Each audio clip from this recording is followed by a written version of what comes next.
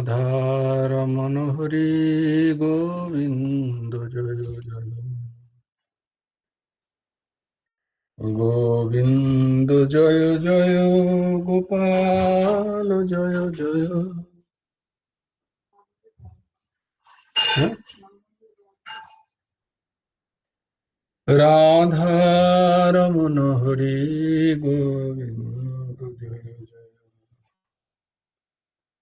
হে কৃষ্ণ গোবিন্দ হরে মুরারে, হে নাথ নারায়ণ বাসুদেব, গোবিন্দ জয় জয় গোপাল জয় জয়।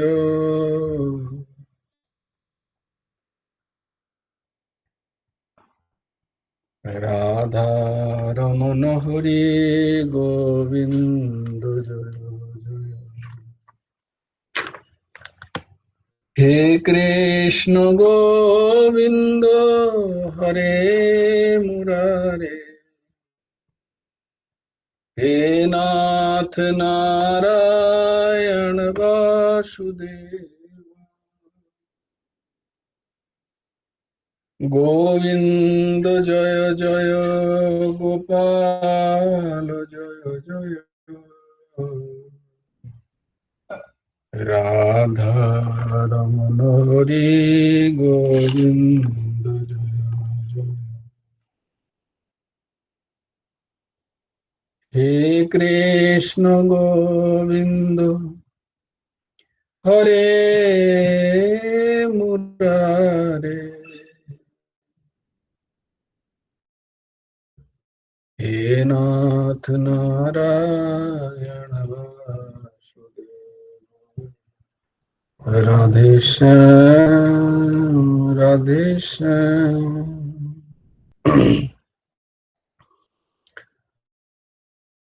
শ্যাম শ্যাম রাধে রাধে,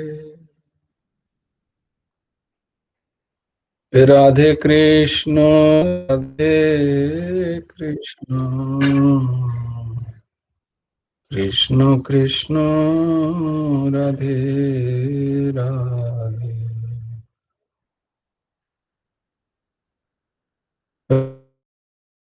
রাধে শ্যাম রাধে শ্যাম, শ্যাম শ্যাম রাধে রাধে, রাধে কৃষ্ণ রাধে কৃষ্ণ, কৃষ্ণ কৃষ্ণ রাধে রাধে। রাধে শ্যাম রাধে শ্যাম, শ্যাম শ্যাম রাধে রাধে, রাধে কৃষ্ণ রাধে কৃষ্ণ, কৃষ্ণ কৃষ্ণ রাধে রাধে। রাধে শ্যাম রাধে শ্যাম, শ্যাম শ্যাম রাধে রাধে, রাধে কৃষ্ণ রাধে কৃষ্ণ,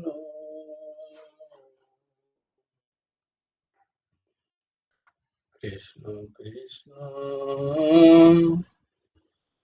রাধে রাধে।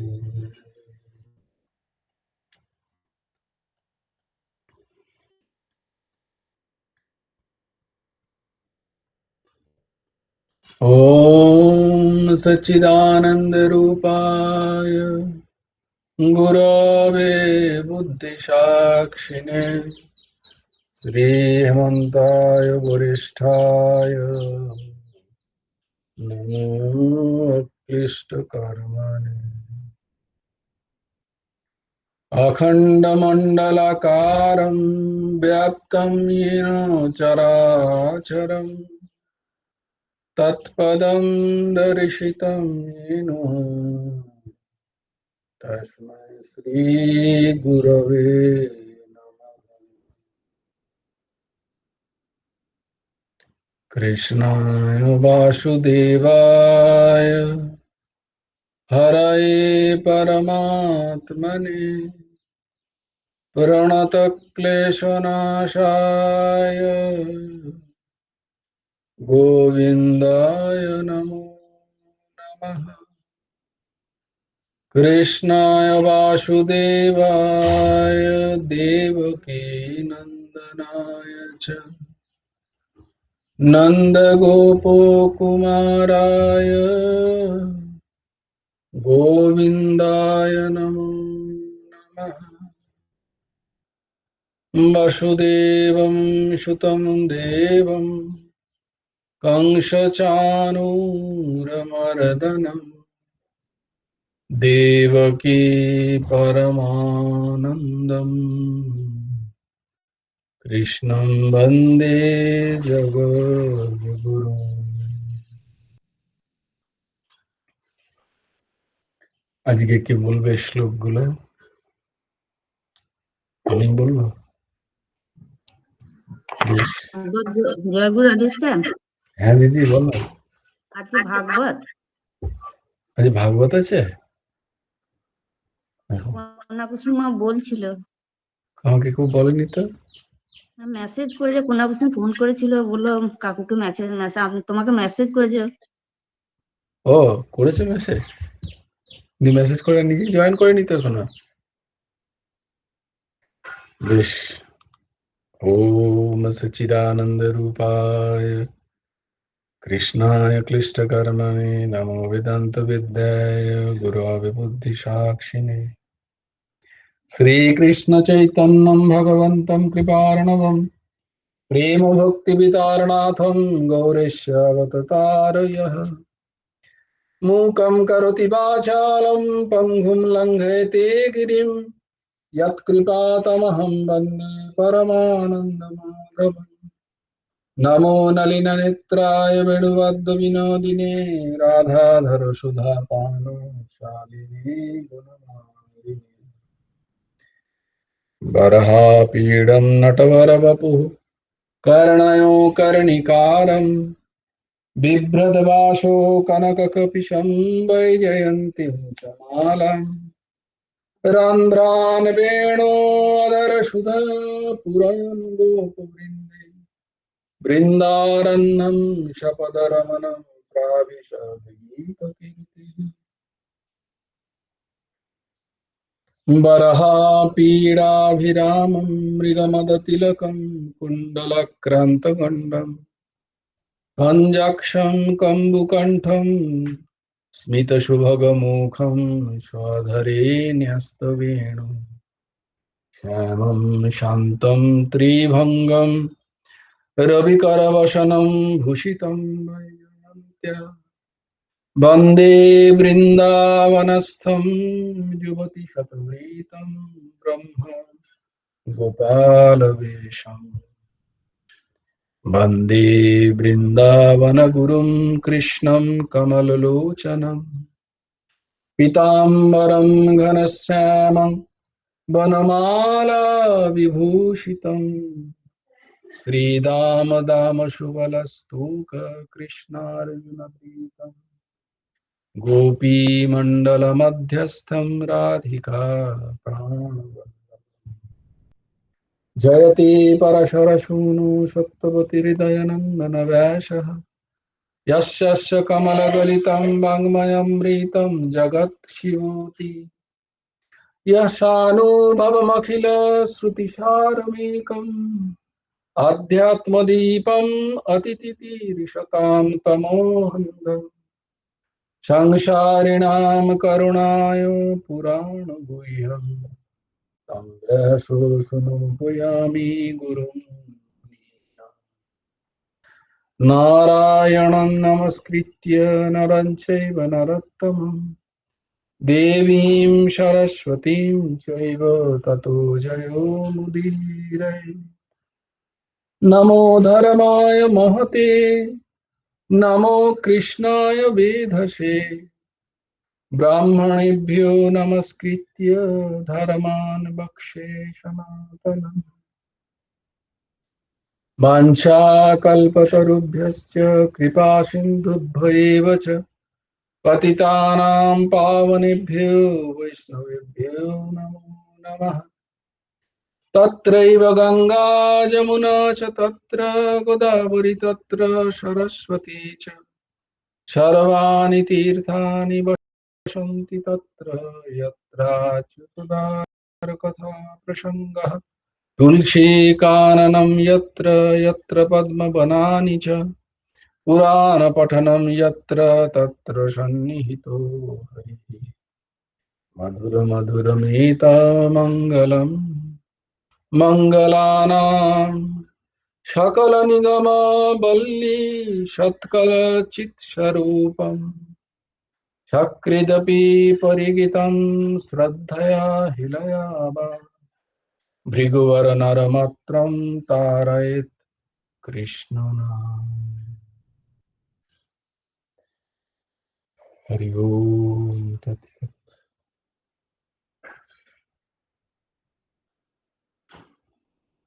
परम पवित्र नैमिषारण्य क्षेत्रे शौनकादि ऋषिबृंद শ্রীমদ্ ভাগবত হরিকথার শ্রোতা বক্তা বক্তা হচ্ছেন রোমহর্ষ নন্দন উগ্র শ্রবাসুত ব্রহ্ম শাপগ্রস্ত পরীক্ষিত মহারাজ। তিনি বসে আছেন হস্তিনার সন্নিকটে গঙ্গার উপকূলে প্রায় উপবসনে। সেখানে মুনিদেরও গুরু শিখ দিকবসন সুখদেব মুনি ব্যাস আসনে উপবিষ্ট। তাই তাকে প্রশ্ন করছেন। কে? পরীক্ষিত মহারাজ। মানুষের কল্যাণ কি করে হয়, তাও 7 দিনের মধ্যে, কারণ আমার কাছে সময় নেই, আমার সময় মাত্র 7 দিন, ব্রহ্মশাপ পেয়েছি। তো সেই প্রশ্ন করিলে পর এখানে আমাদের, কারণ সুকমুনি ভগবানই সুকমুনি রূপে এসছিলেন। এই যে কথায় যে সুকমুনিকে দেখছো, এই সুকমুনি ভগবান কৃষ্ণ সাক্ষাৎ।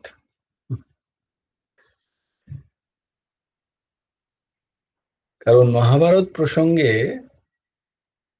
কালক্রম অনুযায়ী যখন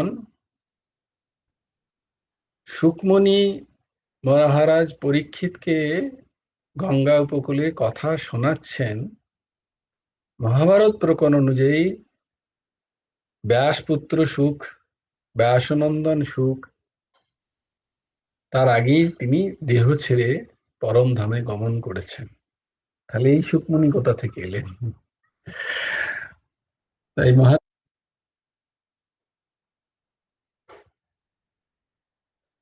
বিচার হলো গিয়ে যে এই সুকমুনি আর কেউ নন, সাক্ষাৎ ভগবান নন্দনন্দন যশোদানন্দন শ্রীকৃষ্ণই। কারণ শ্রীকৃষ্ণই কৃষ্ণ কথার বক্তা, আর শ্রীকৃষ্ণই কৃষ্ণ কথার শ্রোতা।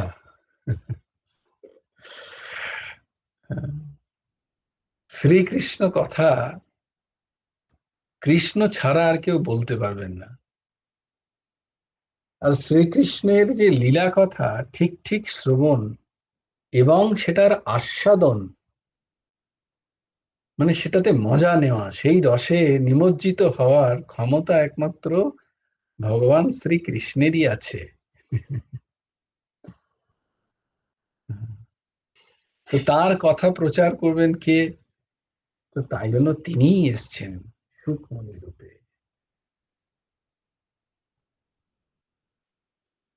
তো এই দাস পুরুষোত্তম মাস উপলক্ষে আলাদা করে ওই যে 8 ঘন্টার একটা কথা তোমরা যারা যারা শ্রবণ করছো, তো ভাবলাম আজকে যখন ভাগবত, কেন না ওইটাই হয়ে যাক একসাথে। তোমাদের যদি খুব কাজ থাকে, তোমরা যদি কারোর থাকে, তারা যথারীতি যে সময় যখন ভালো লাগবে তোমরা। আজকে চেষ্টা করব যে দুটো প্রসঙ্গ আমরা শ্রবণ করব।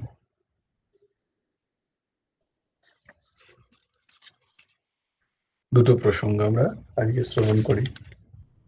আমরা পুরঞ্জন উপাখ্যান দেয়া হয়েছে, গ্রুপে দেয়া হয়নি। কালকে পুরঞ্জন উপাখ্যান এত সুন্দর ভেঙে ভেঙে করে বোঝানো হয়েছে যে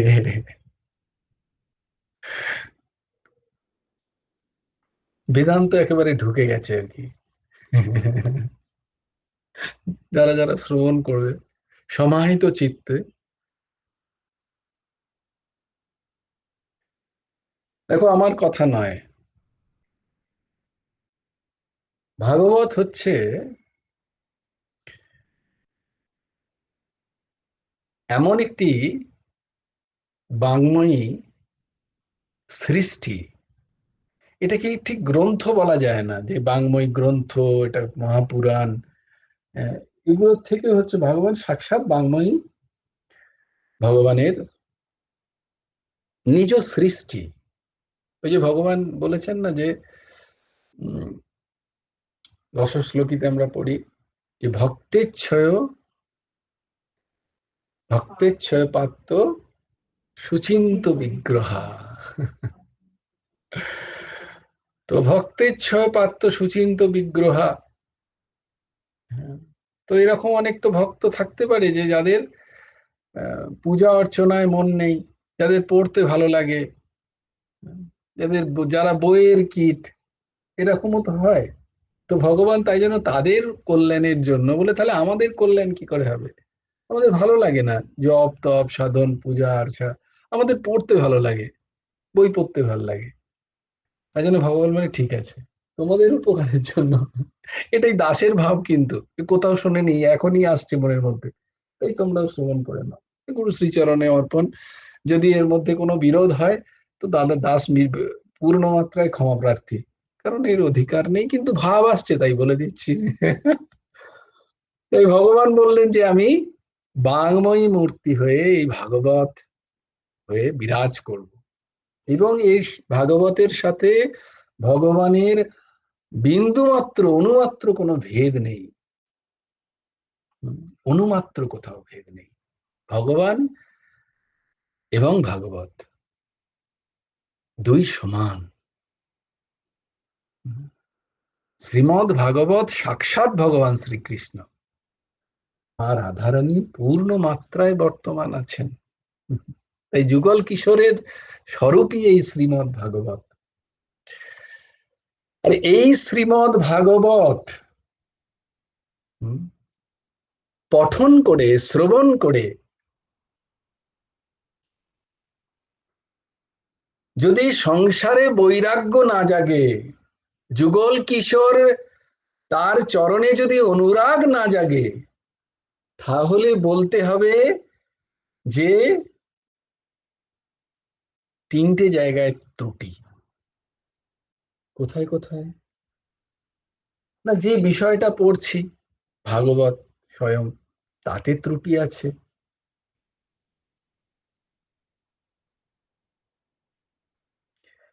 যিনি বক্তা তিনি ঠিক করে হয়তো বলতে পারছেন না। ভাগবত শোনার ফল কিন্তু সংসারে বৈরাগ্য, ভগবত চরণে, যুগল কিশোর চরণে অনুরাগ। তা যদি না হয় তাহলে এই তিনটে জায়গায় ত্রুটি। আর হচ্ছে শ্রোতার মধ্যে।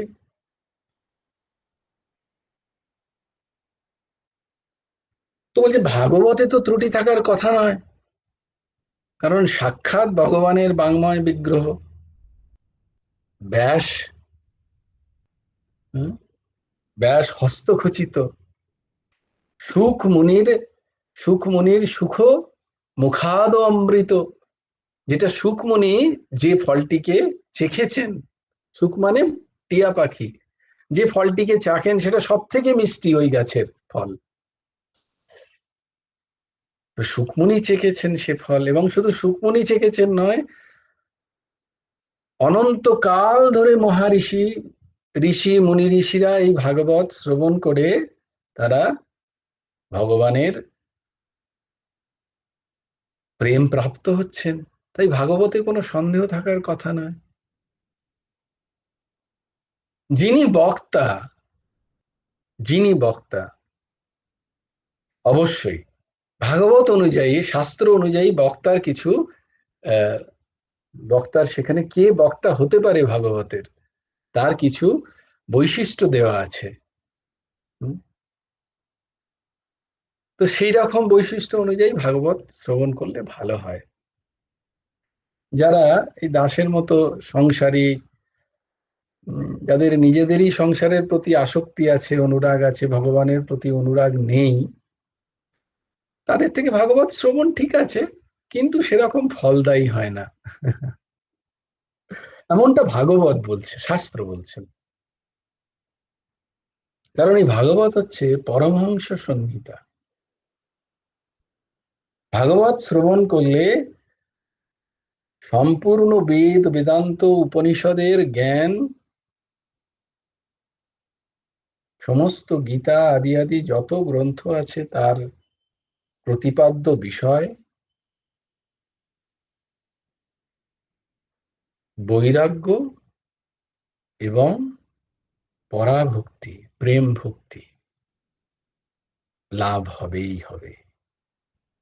তাহলে আরেকটা ত্রুটি থাকে শ্রোতাদের মধ্যে।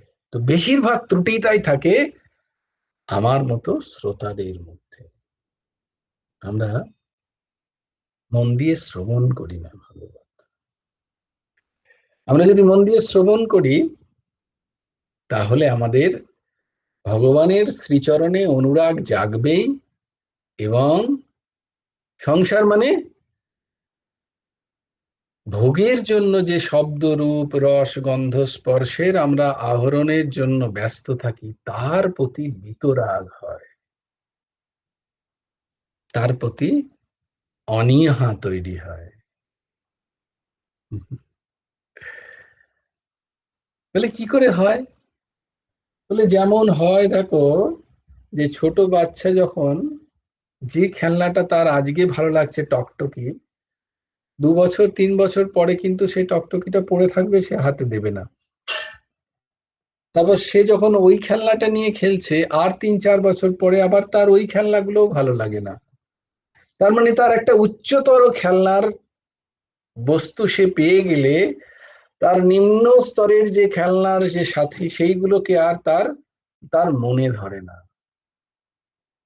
তাই ভাগবত শ্রবণ করার পরে কৃষ্ণলীলা যদি কেউ এক ছটাকও যার মনের মধ্যে লেগে যায়, ছোঁয়াচ লেগে যায়, আস্বাদন পেয়ে যায় সে, তার আর অন্য কোনো কথায় কোনো বিষয়ে তার ততটা আর ভালো লাগে না, মনে হয় যেন একটু কৃষ্ণ কথা শ্রবণ করি। তাই ভাগবতী কথা।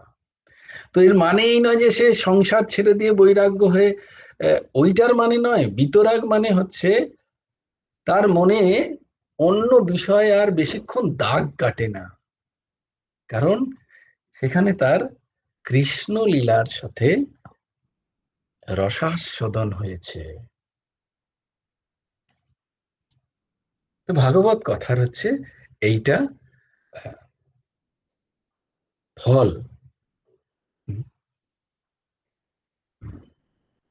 গুরু ভগবান বলছেন যে এই ভাগবত কথা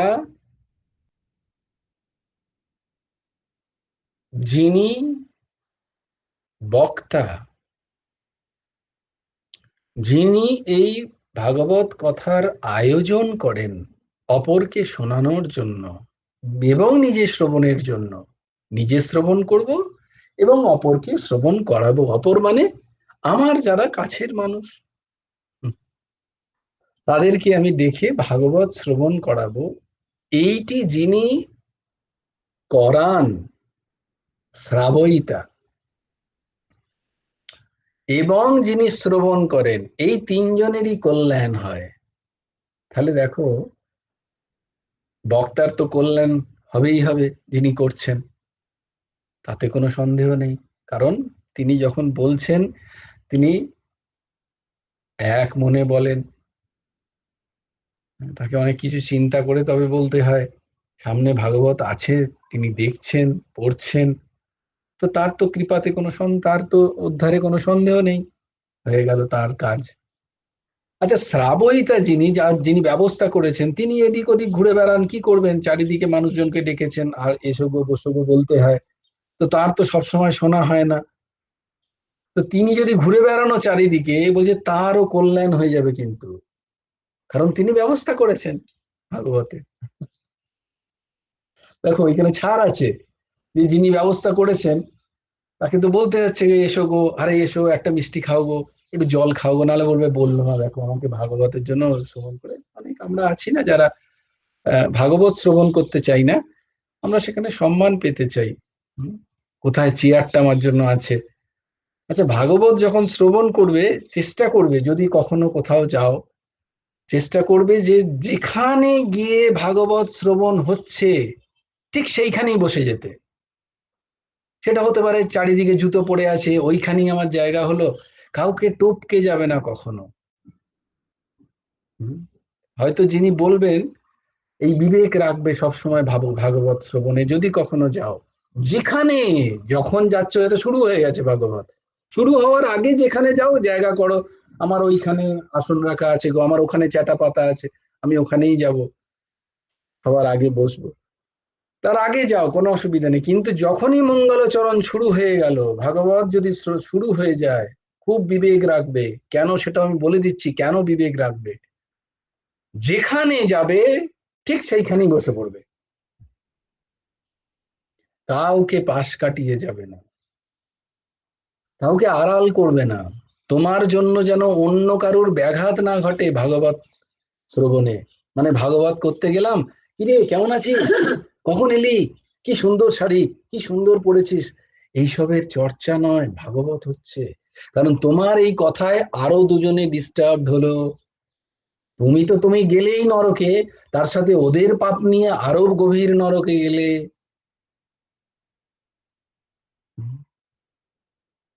তাই ভাগবত শ্রবণে খুব বিবেক রাখতে হয়।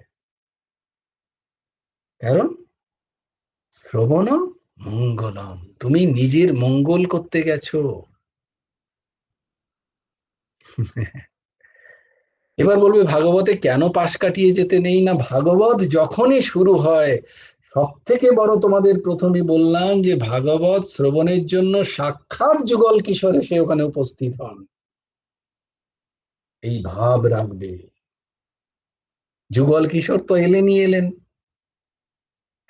ভাগবত শ্রবণের জন্য বহু বহু মুনি ঋষিরা সূক্ষ্মদেহে এসে অবস্থান করেন এখানে। এবার তুমি তো কাউকে পাশ কাটিয়ে সামনে যাচ্ছ, তুমি তো জানো না তিনি সূক্ষ্মদেহে বসে আছেন সেখানে। তোমার পদরেণু তার গায়ে লাগলো, পদরেণু বলতে হয়।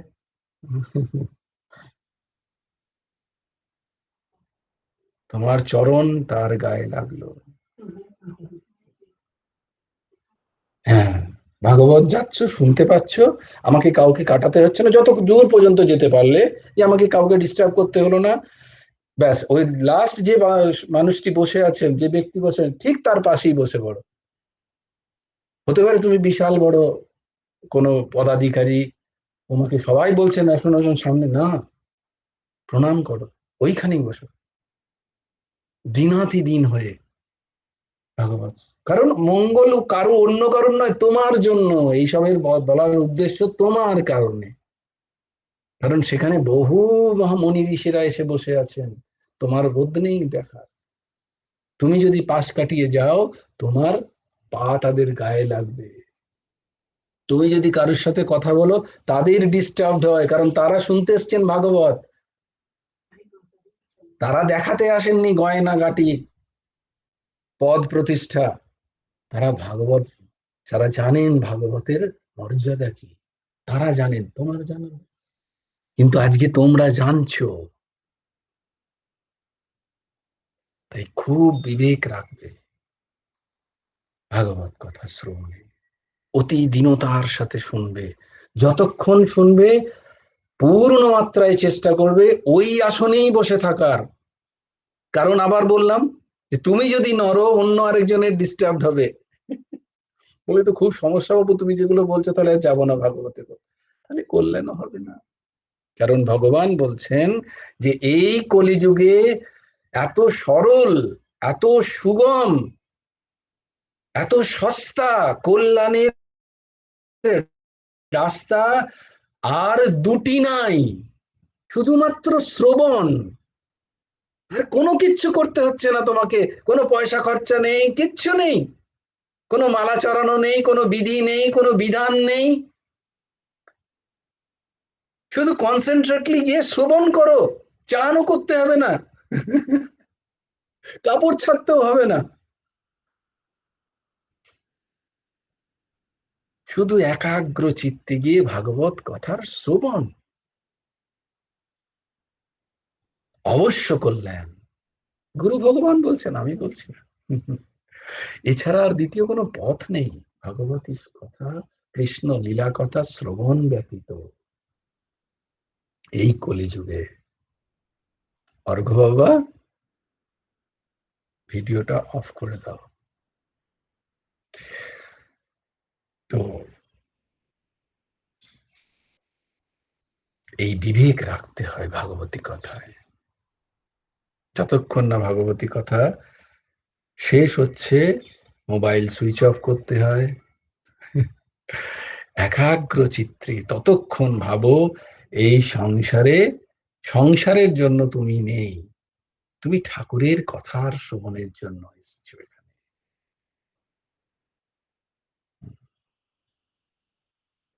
এই বিবেক রাখতে হয় ভাগবতী কথায়, তবে গিয়ে তুমি লাভ পাবে ভাগবতী কথার। এই বিবেক রাখলে তুমি লাভান্বিত হবে।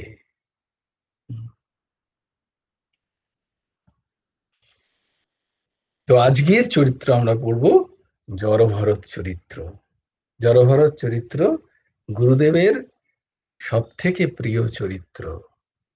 গুরু ভগবান এই জড়ভরতকেই অনুকরণ করেছেন তার জীবনে, ভেতর থেকে। হ্যাঁ, জড়ভরতকেই তিনি অনুকরণ করেছেন।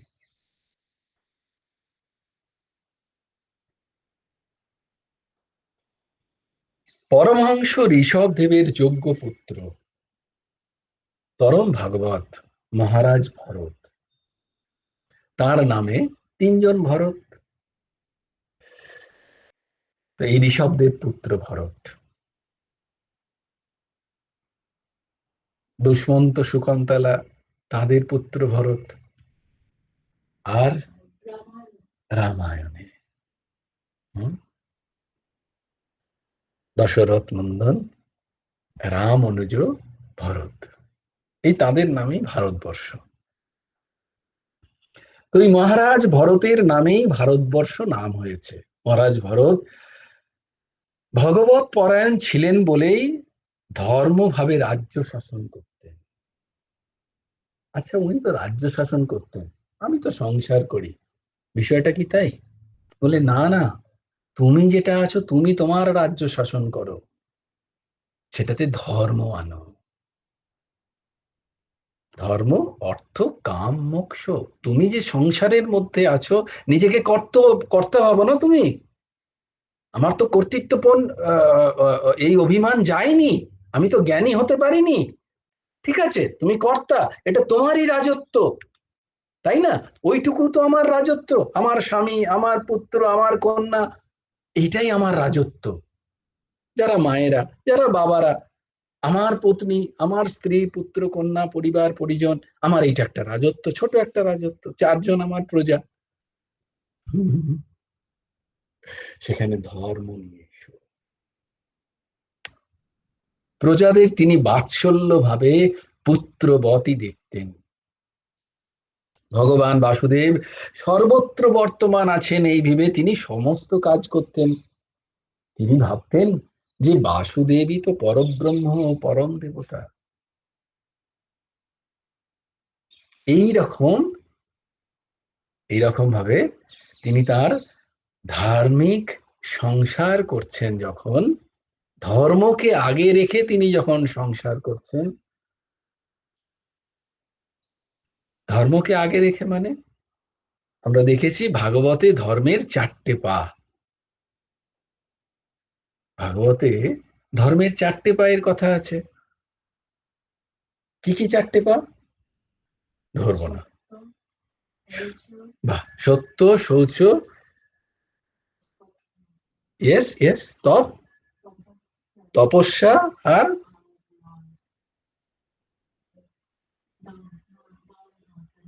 দয়া।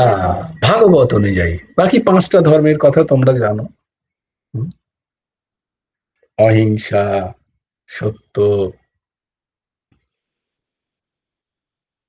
তারপরে অস্তেয়, শৌচ এবং সংযম, ধর্মের 5টি পা।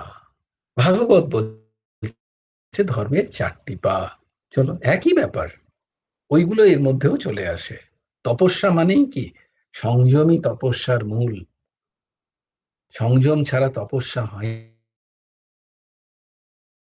না। তপ করা তখনই, এটাকেই তপস্যা বলে, যে ইন্দ্রিয় সংযম করছি আমরা। যথেচ্ছা আমরা খাই না, যথেচ্ছা দেখি না। যথেচ্ছা মানে যত যা যা আমার ইচ্ছা হচ্ছে সেইটাই আমি আমার মুখে দিয়ে দিই না। আমার যা যা ইচ্ছা হচ্ছে আমি সেইটাই চোখ খুলে দেখি না। আমার যা যা শুনতে ইচ্ছা হচ্ছে সেটাই আমি শুনি না। এটাই তো তপস্যা, এটাই তো তপস্যা, সংযম। তো বলছে এই ধর্মকে রাখো নিজের রাজত্বে। নিজের রাজত্ব মানে যেখানে তুমি তোমার ভাবছো আমি কর্তা, ধর্মকে রাখো। যদি রাখতে পারো, বলে আমি তো যাচ্ছে না, আমার তো কর্তাপন তো যাচ্ছে না, আমার অহংকার তো যাচ্ছে না, তাহলে আমি কি করব? বলে ধর্মকে নিয়ে এসো সেখানে,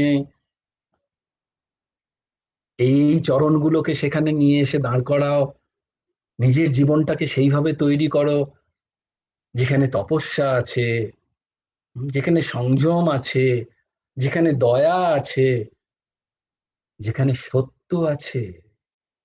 নিজের জীবনকে এই 4টে পায়ের উপরে দাঁড় করাও। এইটা যদি দাঁড় করাতে পারো, তাহলে ভাগবত বলছেন, শাস্ত্র বলছেন কি, বাসুদেবম সর্বমিতি সর্বম ইতি। এই ভাবনা তোমার মধ্যে আস্তে আস্তে পরিপুষ্ট হবে, তা নাহলে হবে না। যথেচ্ছাচার জীবনযাপন করব, আর আমি সৎসঙ্গও করব, আর আমার মধ্যে ভাগবতী চেতনা জাগবে, এটা সম্ভবই নয় কখনো। কারণ কেউ না কেউ কলির প্রকোপ এসে কোনো না কোনো ধর্মের পা এসে ভাঙবে, তপস্যা ভেঙে দেবে, শৌচ ভেঙে দেবে, দয়াকে ভেঙে দেবে, সত্যটাকেও অলমোস্ট ইনজিওর্ড করে দেবে।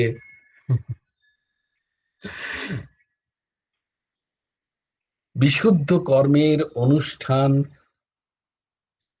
করতে করতে চিত্ত বিশুদ্ধ হয়ে যায় আস্তে আস্তে। কারণ তুমি ধর্ম ছাড়া, এই 4টে ছাড়া কোনো কর্ম করতে চাও না। তুমি সেখান থেকে বিরত হও, সেখান থেকে চলে আসো। যেখানে এগুলো নেই সেখান থেকে তুমি দূরে সরে যাও। এতে কি হয়? ভরত মুনির চরিত্র অনুযায়ী তোমাদের বলা হচ্ছে যে তিনি এগুলো করতেন, তাই জন্য তার চিত্ত আস্তে আস্তে আস্তে আস্তে বিশুদ্ধ চিত্ত হয়েছিল। তো আমরাও যদি করতে পারি তাহলে আমরাও বিশুদ্ধ চিত্ত হব। তার হৃদয়ে ভগবান বাসুদেব প্রকাশমান, তাই তার মধ্যে ভক্তি, কোন ভক্তি? পরাভক্তি, পরাভক্তির আবির্ভাব ঘটতে থাকে। দেখো, একজন রাজা, বলার উদ্দেশ্য কি? রাজা বলছে তুমি তাহলে নিজেকে রাজা মনে করছো, করো, কোনো চিন্তা নেই। বোঝা যাচ্ছে শাস্ত্র বেদান্ত কিভাবে ঢোকায়? দেখো, বলে না বেদ বেদান্তর নির্যাস আছে, তাহলে বেদ বেদান্তর তোমাদের বোঝাতে পারছি যে তুমি নিজেকে কর্তা মনে করছো, তোমার অজ্ঞান আছে, অবিদ্যা আছে, তুমি ভাবছো আমি এই সংসারের কর্ত্রী বা কর্তা, তাতে কোনো অসুবিধা নেই, ভাবো, কিন্তু তোমার কর্মের পদ্ধতিতে যেন ধর্ম থাকে, তোমার যেন সৎসঙ্গ হয়, তোমার প্রত্যেক কর্মচেষ্টাতে যেন এই ভাবনা থাকে যে ভগবানই সর্বত্র আছেন। দিয়ে তুমি যদি কর্ম করতে থাকো, তুমি যদি সৎসঙ্গ করতে থাকো, তাহলে আস্তে আস্তে আস্তে আস্তে তোমার চিত্ত শুদ্ধি হবে। এই সংসারে থেকেই, এই রাজত্বে থেকেই, এই কর্তাপনতার মধ্যেই, তোমার এই সমস্ত কর্মের মধ্যেই এটা হতে পারে। তোমার হৃদয়ে আস্তে আস্তে বাসুদেব প্রকাশমান হবেন, ভক্তি প্রকাশমান হবেন। ভক্তি প্রকাশমান কোথায় হয় জানো? যেখানে গর্ব অহংকার একটু কম থাকে। বলে কি সুন্দর উদাহরণ, বলে ভক্তিমতী না, ভক্তি রানী, তিনি হচ্ছেন কুলবধূ, মানে অতি অতি পতিব্রতা কুলবধূ হন না, যারা পতি ছাড়া অন্য কোথাও আর তাদের দর্শন হয় না, তারা অন্য কোথাও দেখতে চান না, তারা গৃহেই বসবাস করতে চান, এরকম অতি লজ্জাশীলা যিনি পত্নী, তার মতো হচ্ছে ভক্তি দেবী।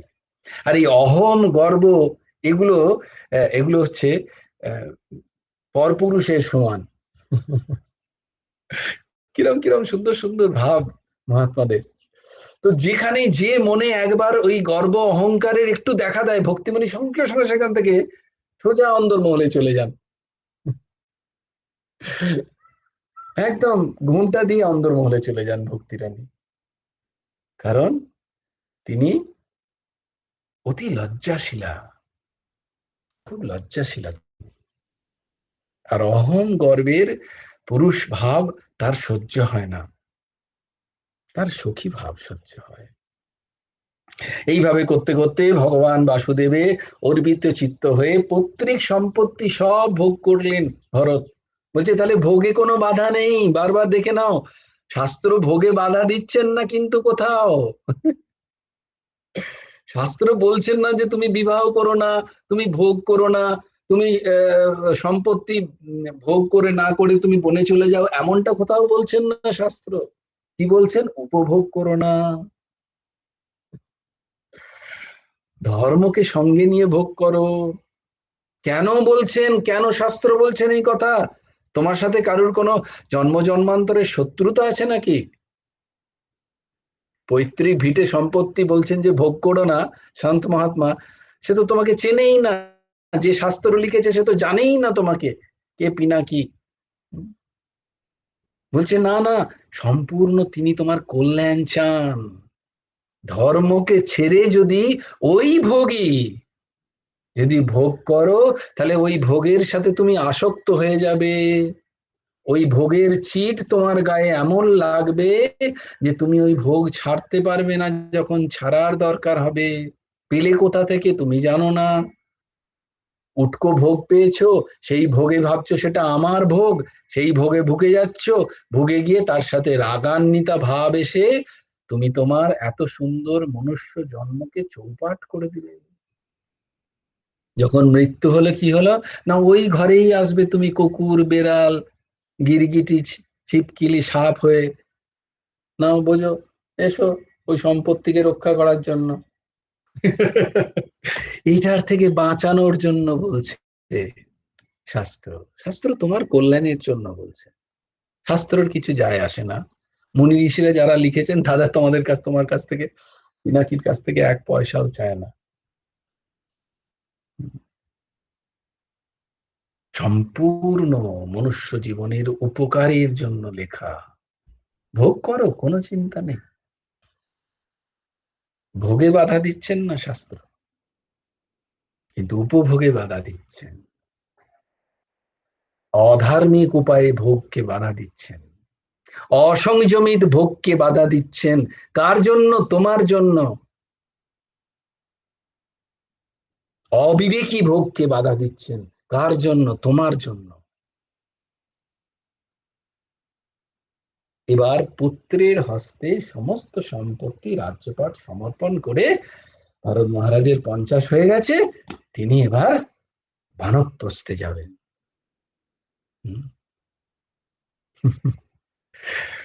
পিনাকিতে তো হয়ে গেছে,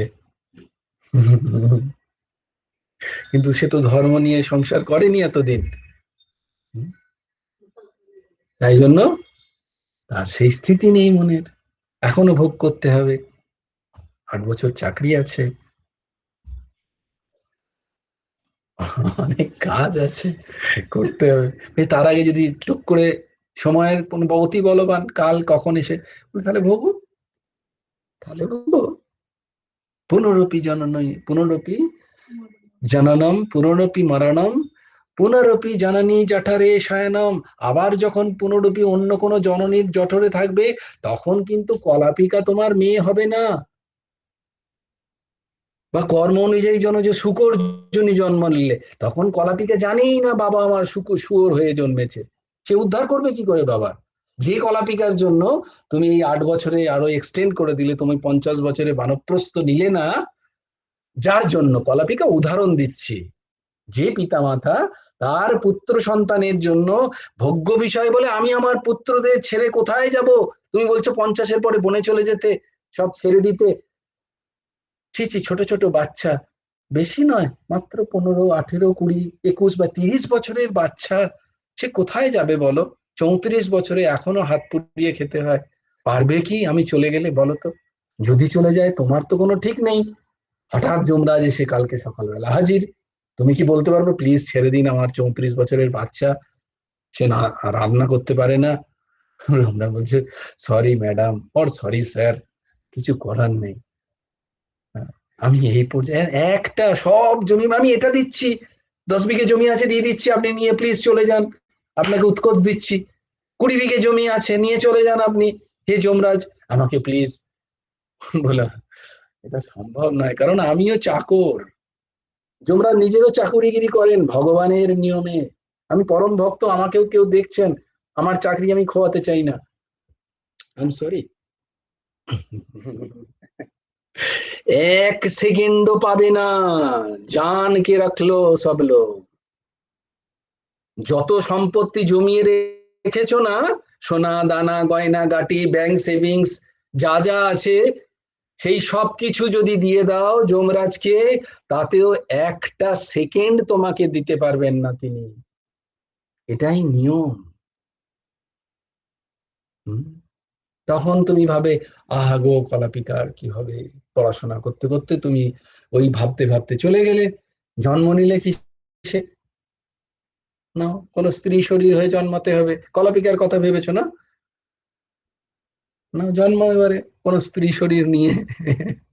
এবার কোন স্ত্রী শরীর নেবে, মনুষ্য শরীর পাবে কি পাবে না, সেটা নির্ভর করবেন বিধাতার উপরে। তোমার পুরনো পুরনো যত গুদাম ভরে আছে কর্মের, কোটি কোটি জন্মের, সেখান থেকে তিনি নেবেন। বলবেন না এবারে তো সম্ভব নয়, তোমাকে এত সুন্দর মনুষ্য শরীর দেয়া হয়েছিল, নৃধেয় মাধ্যম সুলভম সুদুর্লভম, বারবার বলেছো তুমি গীতায় 2.5 বছর ধরে। তোমার তো কিছু হলো না, যাদের হওয়ার তাদের তো হয়ে গেল, তোমার কিছু হলো না, তো তুমি ভোগো। নৃধেয় মধ্যম সুলভম, অতি সুলভ ভাবছো এত দেহ, তাই ভোগ করেছো, এটা খেয়েছো ওটা দেখেছো, তো কিছু করার নেই। সেই সময় তোমাকে বলেছিল কেউ যে প্লিজ এগুলো করো না, এটা ছেড়ে দিয়ে এবার একটু ভাগবতে মন দাও, এবার একটু নাম করে নাও, এবার একটু গুরু সেবা করো? তুমি তো করোনি। মৃদেয় মাধ্যম সুলভম সুদুর্লভ, সুদুর্লভ মনুষ্য শরীর। বারবার বলছি বাবাই, সুধার যা। এই মনুষ্য শরীর এত সস্তায় পাওয়া যায় না। এখন মনে হচ্ছে এটা সুদুর্লভ। কোন সন্ত মহাত্মার কাছে যাও, তিনি বলবেন বড় বড় মহাত্মাদের কুকুরজনী হয়ে আসতে হয়। তুমি আমি তো অনেক দূর কি বাত হ্যায়, অনেকদিন পরে ব্যবহার করলাম। বড় বড় সন্ত মহাত্মা কুকুরজনী হয়ে আসতে হয়, শুকর জনি প্রাপ্ত হয়, বাঁদরের জনি প্রাপ্ত হয়। এরম এক ঘটনা নয়, হাজারো সেকড়ো ঘটনা আছে। যারা নিরন্তর ভগবত কথা শ্রবণ সাধন জপ তপ করেছেন, তাদের ওই দশা হয়। তাহলে আমাদের দশটার একবার ভেবে দেখো কি। আমরা ভাবছি আবার একবার একটা মনুষ্য শরীর পেয়ে যাব, এত সুদুর্লভ শরীর পেয়ে আমি কিছু করলাম না। ভগবানের সামনে যখন দাঁড়াবো, বলে এই যে শরীর দিয়েছিলাম তখন তুমি কি করেছিলে? আমাকে আরেকটা দিন প্লিজ, আরেকটা দিন। দেবতারা চাইছে ভগবানের কাছে, হে প্রভু আমাকে মনুষ্য শরীর দিন। কোথায় দিন? ভারতবর্ষে। যাতে একটু ভগবানের নাম করে ভাগবত কথা শ্রবণ করে আমি মোক্ষপ্রাপ্ত হয়ে যাই, আপনার লীলাতে প্রবেশ করি। আর তোমাকে এত সুন্দর শরীর দেয়া হলো, তুমি কি করলে হে? আমি তো পর সমালোচনা করেছি স্যার, অনেককে বলতে পারবো তাদের কি কি দোষ, কি কি গুণ। সরি, সরি, তুমি মিস করেছো তোমার টার্ন। আবার 84 লক্ষে যাও, আবার কীট হও, পতঙ্গ হও, মশা হও। হরিবোল হরিবোল হরিবোল। কালকেই যেতে যেতে দেখছিলাম একটা ইঁদুর একটা জায়গাতে, ভোঁদা কেমন কিরকম বুদ্ধিও নেই, প্রচন্ড বিজি একটা ট্রাফিকের রাস্তা, আর আমার সামনেই ঘুরতেও হয়, দৌড়ে পেরোলো একটা গাড়ির সামনে। হরিবোল হরিবোল। मेरे को लग रहा है ये तू ही है। ये तू ही है, देख ले। ভজন নেই করেগা তো এরম ভাবেই মৃত্যু। আজকে কোনো মানুষ মরে গেলে খুব কষ্ট হচ্ছে না? আর কোনো জীব মরে যাচ্ছে যখন, ছোট ছোট পাকা পিঁপড়ে তখন দেখবে রাস্তায় কোটি কোটি পিঁপড়ে মরে পড়ে আছে। আমি বলছি না, দিমাগ খোলকে রাখো, গুরু ভগবান বলছেন। এই দুদিন আগে মহারাজের প্রবচন যারা শুনেছেন, মহারাজও ওখান থেকেই পাঠ করছেন সংসারী। কি ওই আমাদের আদর্শ গৃহীর রূপরেখায় লেখা আছে কারা কারা কীট জনি পাবে, মিলিয়ে নাও। আমি বলছি না, গুরু ভগবান বলছেন। তো আমারও মাঝে মাঝে মনে হয় ওই তো কীট জনি পেয়েছি, আর দেখো সঙ্গে সঙ্গে মৃত্যু। কে কাঁদছে ওখানে? কে ভাবছে ওর কথা? হাজার হাজার লাখ লাখ হচ্ছে কি হচ্ছে না? সন্ধ্যেবেলা গিয়ে দেখতে পাবে। ওরা কে? ওরা আর তুমি আলাদা নাকি? এই ভ্রান্তিতে থেকো না। যে জীব ওই দেহ নিয়ে এসেছিল আর তোমার মধ্যে যে জীব আছে, এই দুটো এক একদম, এর মধ্যে কোনো সন্দেহ নেই। এইটাই বোঝাচ্ছেন, এই বিবেকই দেখাচ্ছেন বারবার শাস্ত্র, মহাপুরুষ। তুমি অতি অতি কৃপাতে, ভগবত কৃপাতে মনুষ্য শরীর পাওয়া যায়। আর তারপরে আবার ভারতবর্ষে, তারপরে আবার সদ্গুরু প্রাপ্তি, এত কিছু করার পরেও ভোগ, তোমার ভোগজনী নয় এটা, এটা কর্মজনী। মনুষ্যজনী কর্মজনী, পশুজনী ভোগজনী। তাদের কিছু করার ক্ষমতা নেই, তাদের বুদ্ধি লাগানোর ক্ষমতা নেই, তাদের বোঝার ক্ষমতা নেই। আমি কি বলছি? তারা শুধরোতে পারে না তাদের জীবন, তুমি পারবে। You can do that. একটা দিব্য জীবন তৈরি করতে তাদের তিলক করার সময় সম্ভব নয়, তাদের কণ্ঠী ধারণ করা সম্ভব নয়, তাদের জ্ঞান চর্চা করা সম্ভব নয়, বসে ধ্যান করা তোমার পক্ষে সম্ভব, তাদের সৎসঙ্গ করার সম্ভব নয়। তাহলে আমি আর তাদের জীবনের কি পার্থক্য হচ্ছে? ওই ধর্ম, ধর্মহীনা পশুভি সমানা। যদি আমার জীবনে ধর্ম না থাকে, আমার জীবনে যদি সত্য না থাকে, আমার জীবনে যদি সংযম না থাকে, আমার জীবনে যদি বাহ্য এবং আভ্যন্তরীণ শৌচ না থাকে, তাহলে আমার এবং একটা পশুর মধ্যে কোনো পার্থক্য নেই। কার সাথে তোমার তুলনা করবে? হে, দেখে নাও তার জীবনটি কেমন, তারপরে তুলনা করো। নিজের জীবনকে পাল্টাও, নিজের জীবনে পরিবর্তন আনো। এর জন্য কিচ্ছুর প্রয়োজন নেই, কোনো কিছুর প্রয়োজন। এর মধ্যে একটাই প্রয়োজন, সেটা হচ্ছে কি? মান্যতা, নিজের মধ্যে দৃঢ়তা। আমার মনের পরিবর্তন আমি করতে পারি।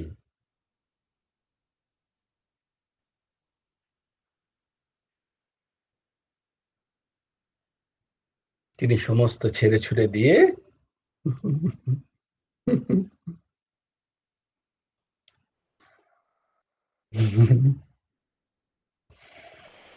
না, জয় গুরু।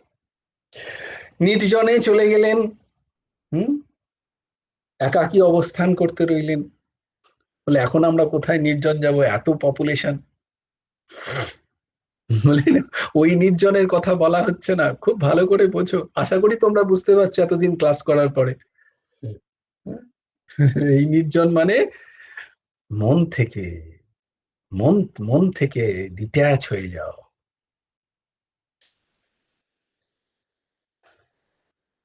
তিনি ভগবানে মনোনিবেশ করতে লাগলেন। তিনি প্রত্যহ অরণ্যে যান, পুষ্প সংগ্রহ করেন, একটু একটু ফল সংগ্রহ করেন, আর ওই পেয়েই নিরন্তর ভজন করেন 24 ঘন্টা। কারণ তার এখন বানপ্রস্থের স্থিতি। বিষয় অভিলাষ ত্যাগ করো তো নির্জনে বসবাস করায় তার দিন দিন সম দম উপরতি তিতিক্ষা, জিজ্ঞেস করবো না এগুলো কি, সম দম উপরতি তিতিক্ষা, এগুলো সব বৃদ্ধি পেতে লাগলো। এগুলো সব বৃদ্ধি পাচ্ছে,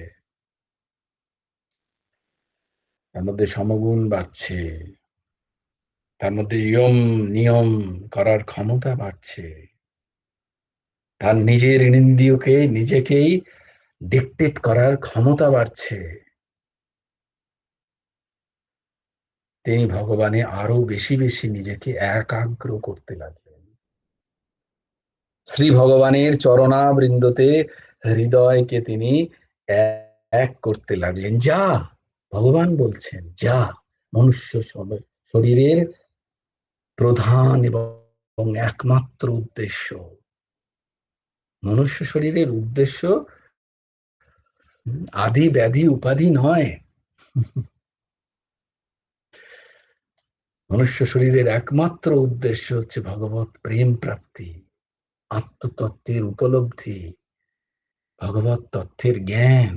এইটা হচ্ছে মনুষ্য শরীরের উপলক্ষ্য, একমাত্র লক্ষ্য, আর অন্য কোনো লক্ষ্য নেই। সেই সময় একটা ঘটনা ঘটে গেল। কি ঘটলো? ভরত মহারাজ তার বাড়ির সামনের রকে বসে আড্ডা দিচ্ছিলেন। বলে না, সেরকম করছিলেন নাকি? বলে না না, গণ্ডকী নদীর তীরে গিয়ে তিনি কমণ্ডল নিয়ে স্নান করে তিনি যখন সূর্যকে অর্ঘ্য দিচ্ছেন, তখন একটা ঘটনা ঘটলো তার সামনে। একটা সম্পূর্ণ পূর্ণ প্রসবা এক হরিণ দৌড়ে দৌড়ে আসছেন। কেন না, পেছনে একটা সিংহ গর্জন করে করে তাকে শিকার করবে বলে আসছেন। আর সেই হরিণটি সেই সিংহের ভয়ে এক লাফ দিয়ে ভাবলেন নদীর জলে থেকে, নদীর জলে পেরিয়ে তিনি প্রাণে বাঁচবে সেই হরিণ। ওই যখনই লাফ দিয়েছে তখন তার গর্ভস্থ যে শিশু সেটা ওই নদীর জলে পড়ে গেছে। বাহ, এই তো প্রবেশ করেছে, এটা তোমার জন্য। খুব সুন্দর। এইরকম ভাবে কথা শ্রবণ করতে হয়। নদীর জলে পড়ে গেল। ভাবো, ভিজুয়ালাইজ করো, এটাকে বলে ভিজুয়ালাইজেশন। ভাবো যে তুমি বসে আছো ভরত রাজার জায়গায়, আর ঠিক এরকম ভাবে একটা বব্বর শের সিংহ দৌড়তে দৌড়তে আসছে, ওই এটাকে ধরবে, আর সে লাফ দিয়েছে, জোরে লাফ দিয়েছে, আর তার গর্ভস্থ হরিণ শাবক, ছোট্ট হরিণ শাবক, কি দারুণ দেখতে, অপূর্ব একদম এইটুকু, হ্যাঁ কি দেখো, অপূর্ব কিউটি একদম, সে পড়ে গেল নদীর জলে। মা কি করলো, যখনই লাফ দিয়ে সে পড়েছে, এতই জোরে লাফ দিয়েছে ভয়ে, যে যখনই পড়েছে অন্য জায়গায়, সেখানে একটা পাথর ছিল, সেই পাথরে তার মাথায় লেগে সেখানে তার মৃত্যু হয়ে গেল। সিংহ চলে গেল। ভরত রাজা দেখছে অত সুন্দর ফুটফুটে একটা হরিণের বাচ্চা, সে পড়ে গিয়ে সে নদীর জলে ভেসে চলে যাচ্ছে। তার মধ্যে করুণা জাগলো, ধর্মে দয়া আছে, দয়া জাগলো। সে দৌড়ে দৌড়ে গিয়ে সে বাচ্চাটাকে নিয়ে এলো। তুমি ধরো, বাচ্চাটাকে নিয়ে এলে, কি সুন্দর বাচ্চা।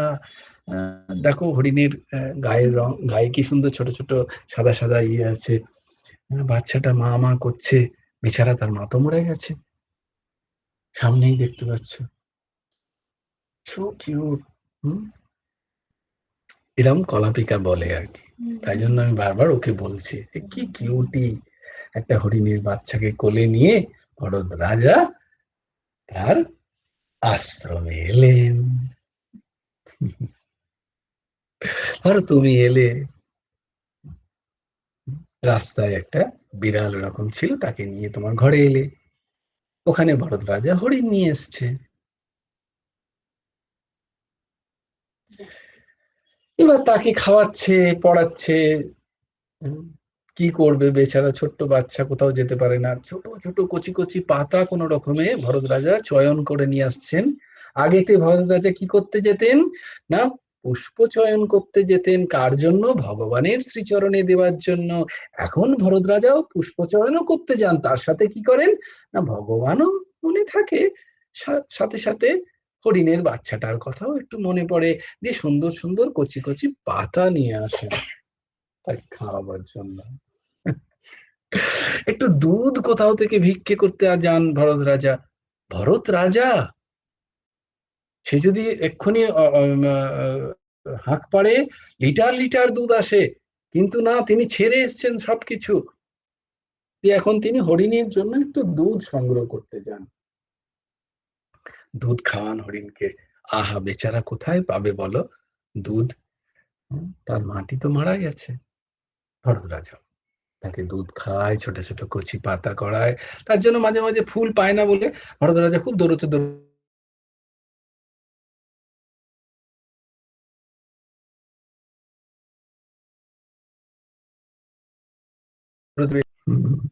আমাদের বিবেক এখনই বলে, আশ্রমে তো পড়ে গেলেও চলবে, আমার ঘরের কুকুরটা যদি না খায় বেচারা কাঁদবে। আমাকে কেউ একজন দিয়ে গেছে, আমি মানুষ করেছি তাকে, এখন সে আমার উপরে ডিপেন্ডেন্ট, এমনটা আমি ভাবি। কালকে যখন চোখ বুঝবে তখন কে খাওয়াবে, সেই বিবেক তো আমার নেই।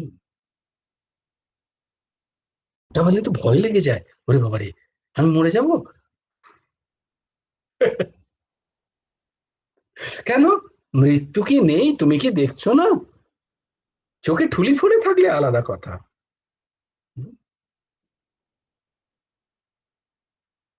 তখন কে খাওয়াবে আমি তো জানি না সেটা। যতদিন আমি আছি ততদিন তো আমার করার কর্তব্য, বলো। তো ভরত রাজাও হরিণটিকে পালন করছিলেন। এবার হরিণ কখন খায়, কখন বসে, কি খেতে ভালোবাসে, কি করে না করে, ভরত রাজা যখন ধ্যান করতে বসে তখন ভরত রাজার জটা ধরে হরিণ টানে, এসো গো এসো গো এসো গো, আমার সাথে খেলো গো খেলো গো খেলো গো, আমার খিদে পেয়েছে, পাতা আনো, আমার খিদে পেয়েছে। হরিণ তো আর বলে না, তার ভাব ভাবে ভরত রাজা এখন বুঝে যান। আহা, ভগবানের তখন আর চিন্তন ছুটে যা, কোথায় গেছেন ভরত রাজা? সাক্ষাৎ চলে গেছিলেন ওই দশায় এখানে সর্বম খলবিদম ব্রহ্ম ভরত রাজার বোধ হতো। সেখান থেকে আজকে আস্তে আস্তে আস্তে আস্তে আস্তে আস্তে ভরত রাজার এখন কনসেন্ট্রেশন বোধ এখন হরিণে। হরিণটা কি খেলে ভালো লাগবে, হরিণটা কি হলে ভালো লাগবে। যুগল কিশোরের চিন্তন তার চলে গেছে, বাসুদেবের চিন্তন তার আস্তে আস্তে মন থেকে চলে গেছে। হরিণটা খানিকক্ষণ না দেখতে বলি ভরত রাজা কোথায় গেল গো, কোথায় গেল গো, নেই। কিন্তু জিজ্ঞেস করে কেউ মেরে ফেললো না তো? আমি বলছি না ভগবতে লেখা আছে, আমার বানানো গল্প আমি তোমাদের শোনাচ্ছি না, ভাগবতে ঠিক এইভাবেই লেখা আছে। ভরত রাজা এখন উদ্বিগ্ন হয়ে যায়, এই কোথায় গেল, কোথায় গেল, আমার কুকুরটা অনেকদিন দেখতে পাইনি। এই দেখেছিস কেউ আমার টমি কোথায় গেল, সকাল থেকে দেখতে পাইনি। এটা এখন আমরা বলি, ভরত রাজা তখন ওই রকম ভাবে চেঁচাচ্ছে, আয় আয় আয় আয়, কোথায় গেলি, কোথায় গেলি, কোথায় গেলি, বাবা যাস না, তোকে সিংহতে খেয়ে নেবে। আবার সিংহর চিন্তা। এই করতে করতে ভরত রাজার একদিন अंतिम स्थिति। कान खोल के सुन लो भगवत क्या बोल रहा है, झूठ नहीं बोल रहा है ये तुम्हारे लिए बोल रहा है, हमारे लिए, আমাদের জন্য বলছেন, মিথ্যে কথা বলছেন না। এই দশা আমাদের হয়েছে, হচ্ছে কি হচ্ছে না, সামনে একজন আছেন তার ওই এরকমই দশা, আমি জানি। এটা তার নয়, এটা তার অবিদ্যার দশা, তার তো এই দশা হতেই পারে না, কারণ তিনি তো জানেই না তিনি কে। দেখো ভরত রাজার কথা বলা হচ্ছে এখানে, আমাদের স্থিতি তাহলে বোঝো কি, যে রাজা ধর্ম নিয়ে জীবন যাপন করেছেন, নিরন্তর সবকিছু রাজ্যপাট ছেড়ে দিয়ে তিনি ভজন করলেন এতদিন ধরে, তার আজকে এই দশা, একটা হরিণ শাবকের প্রেমে তার ভজন চৌপাট।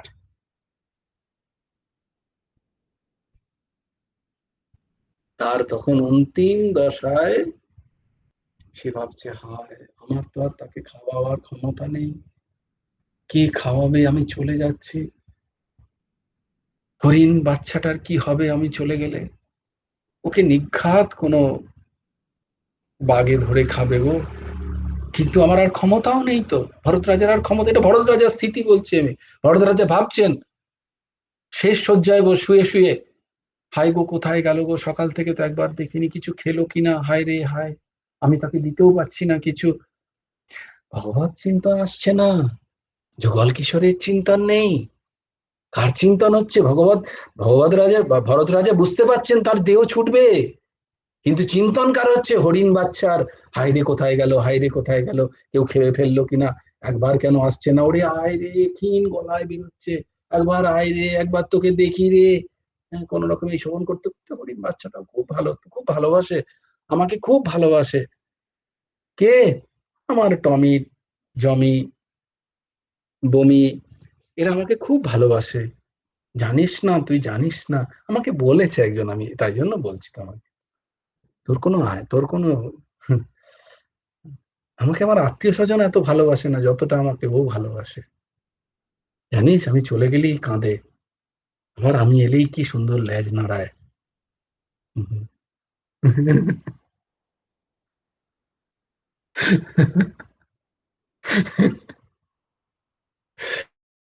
মনের স্থিতি বলছি আমি তোমাকে, এ কোই হাসানে वाली बात नहीं कह रहे हैं, এ কোনো হাসানোর জন্য বলছি না, এটা সৎসঙ্গ হচ্ছে, মনের স্থিতি। ভরত রাজা যিনি এত উঁচু স্তরে যিনি চলে গেছেন, তার আজকে শরীর ছাড়ার সময় দশা দেখো, ভগবত চিন্তন নেই, গুরু চিন্তন নেই, ভগবানের চিন্তন নেই, বাসুদেবের চিন্তন নেই, হরিণ শাবকের চিন্তন করছেন, করতে করতে হরিণ শাবকটি এসে তার সামনে বসেছে। আহা, দেখতেই পাচ্ছে যে এবার প্রভু আমার চলে যাবে, তাদেরও বোধ আছে খানিকটা, চাটছে, ও হাত কোন রকমে হাত বোলাচ্ছে, জুলজুল চোখে তাকিয়ে দেখছে, তোর কি হবে রে, তোর কি হবে রে, তোকে খেয়ে ফেলবে, করতে করতে করতে করতে ভরত রাজা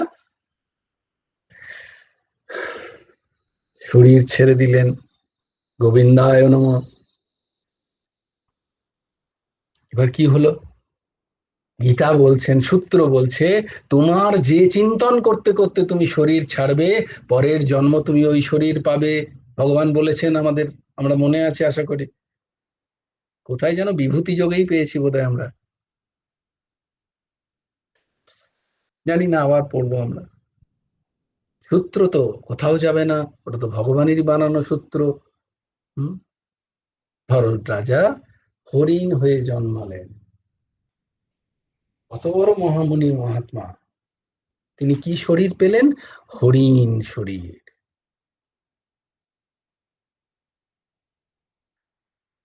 হরিণ শরীর পেয়ে একটা সুবিধা, যে যে ভরত রাজা ওই যে কঠিন সাধন করেছেন, তপস্যা করেছেন, নাম জপ করেছেন, তার জন্য হরিণ শরীরে গিয়েও তার ওইটুকুই তিনি ক্যারি করতে পেরেছেন। বলে না, কি যাবে তোর সাথে?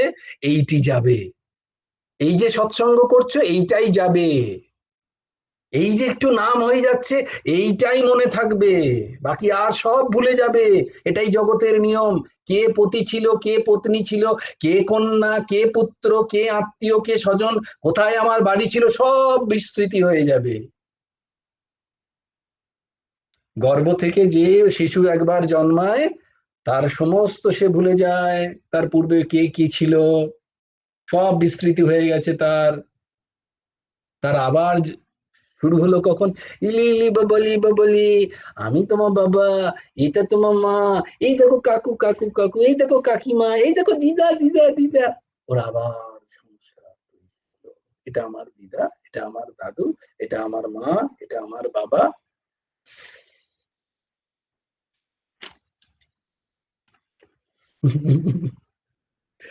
সত্যটাকে চেনো সংসারের।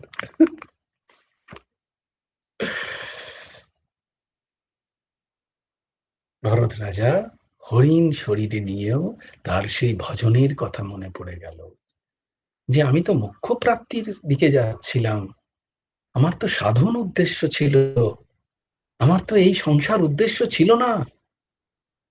ছি ছি ছি ছি ছি, দেখো আমি এত সুন্দর মনুষ্য শরীর পেলাম, এত সুন্দর বিবেক পেলাম, সবকিছু ত্যাগ করে, সমস্ত অত বৈভব, ভরত রাজা সে, রাজার সমস্ত বৈভব ত্যাগ করে আমি একটা সামান্য হরিণের মায়াতে পড়ে গেলাম, জঙ্গলে গিয়ে, জঙ্গলেও গেলাম সব ত্যাগ করে, কিন্তু সেখানে একটা হরিণের মায়াতে পড়ে গেলাম।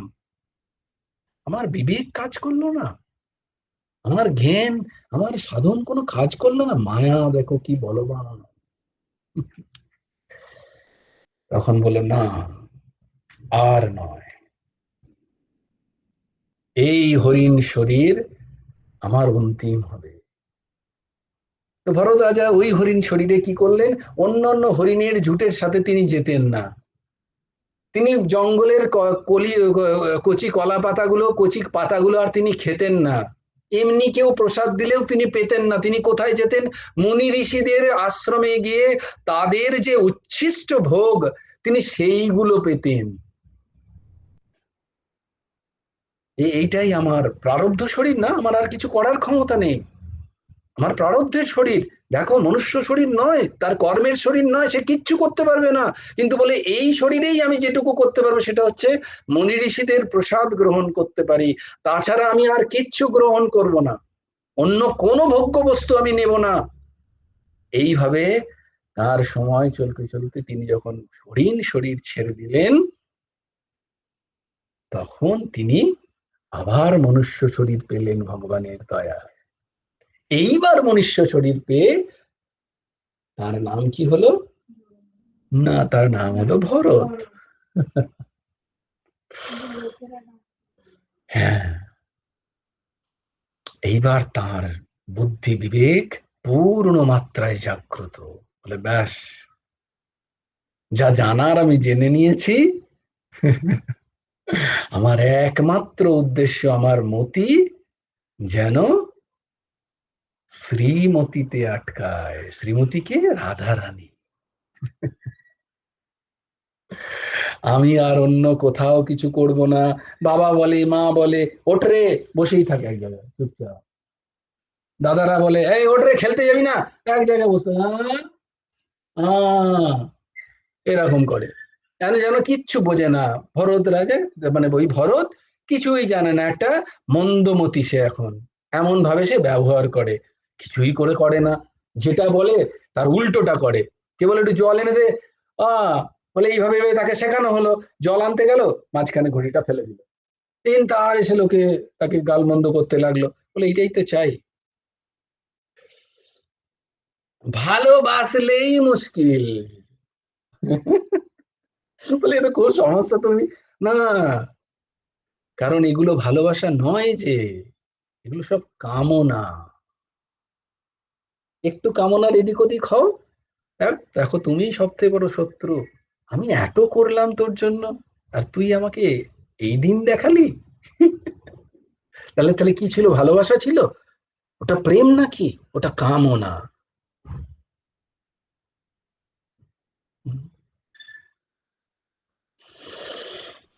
তো এইভাবে ভরত রাজা, ভরত কি করলো, তো সবাই বললো যে একে পৈতে দিয়ে দেওয়া হোক, পৈতে দিলে যদি তোর বাবা অত্যন্ত পণ্ডিত, পৈতে দিয়ে যদি ব্রাহ্মণ কার্যও কিছু করে।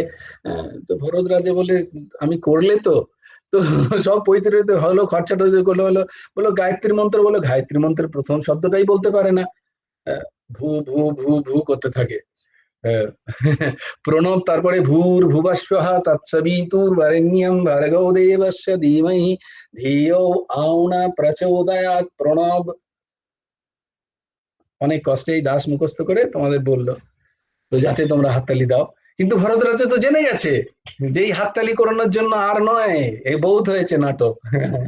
এই নাটক আমি অনেকবার করেছি, অনেকের হাততালি কুড়িয়েছি, আর নয়।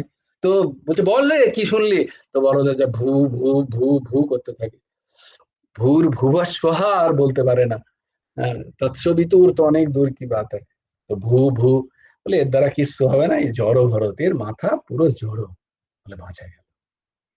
তো ভরত রাজার মা বাবা মরে গেল, সে বৌদিরা তাকে দুচ্ছাই দুচ্ছাই করে, তাকে কোনো রকমের ঘোল, বাকিদের সবাই সুন্দর খাবার দাবার করে, ভরত রাজার জন্য ফ্যান যেটা বেঁচে থাকে, সেই ফ্যানে একটুখানি ঘোল গুলে তাকে দিয়ে দেয়। ভরত রাজা অতি আনন্দে, অতি আনন্দে, অতি হর্ষে, ওই যে সন্তুষ্ট এনকে চিত, ওই জিনিসই ভগবান বাসুদেবকে অর্পণ করে পেয়ে যান। তাতেই ভগবান ভরত রাজার, ভরতের এই হৃষ্টপুষ্ট চেহারা, বলে যে দেখো ফ্যান খেয়েও এর চেহারায়, আর এখানে লোকে প্রোটিন মিক্স খেয়েও সে রোগা হয়ে যাচ্ছে, স্ট্রেস যাবে কোথায়, ওখানে ভরত ফ্যান খেয়েও মোটা হয়ে যাচ্ছে। তো এই হচ্ছে আমাদের দশা, এখানে বাদাম কাজু কিশমিশ খেয়েও মানুষের কি অবস্থা। এইভাবে করতে করতে একদিন ভরত রাজা তাকে তাড়িয়ে দিল। কি করলো, একদিন বললো যে তুই গিয়ে জমি পাহারা দে তাহলে। তো জমি পাহারা দিতে গেছে ভরত, তো কি করেছে, প্রচুর পাখি আসে আর কি সেই জমিতে, গম বা কিছু চাষ করেছে হয়তো। তো সেখানে ভরত রাজাকে জমি পাড়তে ভরত রাজা বলছে যে সব খানিকক্ষণ বা ভাইরা চলে যাওয়ার পরে সবাইকে ডাকছে, তখন ভরত রাজা খুব বলি ফুটেছে, সব পাখিদের ডাকছে আয় আয় আয় আয় আয়, সবাই আয় সবাই আয়, খা খা খা সবাই খা, নিজেরই নিজেরই খেতে বলছে, आय राम जी का, राम जी का जमीन है और राम जी का पंछी, आओ आओ जितना चाहो उतना লুটো। ভরত রাজা সবাইকে ডাকছে, এই দেখে ওর ভাইদের তো অবস্থা পুরো মাথা ন্যাচারালি বিদ্রোহে, বলো দেখে আমারই ঘরের খাচ্ছে দাচ্ছে, আর এই এই এর জন্যই কেন যত গবাদি পশু আছে যেখানে যেখানে আছে সব ডেকে নিয়ে এসছে, দিয়ে পুরো ক্ষেত উজাড় দিয়েছে। এবার বলো কে সংসারে রাখবে, কেউ রাখবে বলো, পেপারে পড়ো না, পেপারে তো পড়ো, বলো এটা তুমি ভরদ্বাজের গল্প শুনছো, আজকেই পেপারটা খুলে দেখো না, পাবে কোনো না কোনো ছেলে, ছেলেকে তার বাবা পিটিয়ে মেরে দিয়েছে। হুম, কোনো মিথ্যে কথা বলছি আমি, শাস্ত্র কোনো মিথ্যে কথা দেখাচ্ছে? হুম, বিবেক জাগো, নয় ছেলে বাবাকে মারছে মাকে মারছে, আর নাহলে বাবা মা ছেলে মেয়েকে মারছে, দূর হয়ে যা কুলাঙ্গার সন্তান, আমার সবকিছু সাক্ষাৎ ঘটনা, কার, রুইদাসজির, রুইদাসজিকে তার বাবা তাড়িয়ে দিল, অতি অতি সাধন করে তবে গিয়ে ছেলে প্রাপ্তি হয়েছিল রৈদাসজি। বিশাল বৈভব। তার বাবা চামড়ার কাজ করতেন, জুতো সেলাইয়ের। কিন্তু ছেলে কি করে, ঘর থেকে যা পায় জিনিসপত্র সাধু মহাত্মাদের দিয়ে দেয়। বলে আমি তো এক ছেলে, আমারই তো জিনিস। বলে এইসব জিনিস তো আমারই। বলে হ্যাঁ তোরই জিনিস, অতি প্রিয় একমাত্র সন্তান, তাও অনেক পরে অনেক সাধ্য সাধন করে জন্ম রুইদাসজি মহারাজের, তার পিতা। বলে আর তোকে পারা যাবে না, সম্ভব নয়, তুই আমার সমস্ত বরবাদ করে দিবি। সদ্য বিবাহিত রুইদাসকে তার নতুন পত্নীর সাথে বাবা বার করে দিল। সঙ্গে কি দিয়েছিল জানো? দিয়েছে একটু চামড়া দিয়েছে, আর চামড়াকে কাটার জন্য যে নাপি হয় সেই নাপি দিয়েছে। আর ওই চামড়া দেখেছো কখনো, চামড়া যারা কাজ করে একটা অদ্ভুত ধরনের একটা হ্যাঁ স্ট্যান্ডের উপরে পা রেখে এরকম ঠোকে না, বাস ওইটুকুই। একটা ওই খানিকটা চামড়া আর একটু একটা নাপি, মানে কাটে যেটা দিয়ে, আর ওটারই পেছনটা দিয়ে ঠোকে, দেখবি পিনগুলো, জুতো যেটা সেলাই করে। এই তিনটে জিনিস তার বাবা তাকে ধরিয়ে দিয়ে বলেছে এই চলে যা, তোর কোনো ঘর নেই বাড়ি নেই। কোনো মিথ্যে কথা, কোনো শাস্ত্রের গল্প শোনাচ্ছি না। রুইদাস মহারাজ বেনারসের মহান সন্ত মহাত্মা, তার বাবা একমাত্র পুত্র সন্তান, তার সদ্য বিবাহিত স্ত্রীর সাথে বার করে দিল বাড়ি থেকে। বলে তুই তো থাকলে আমার সবই মিটিয়ে দিবি। আমার কি, আমার সব সম্পত্তি তুই তো খেয়ে ফেলবি, দান করে দিবি। যতদিন আছি ততদিন তো রক্ষা করি। কোন বল রা, সোচো তোমার এই সামনে। হরি বল। যতদিন আছি ততদিন তো রাখি, ছেলেকে দিলেই তো উলিয়ে পুড়িয়ে খাবে।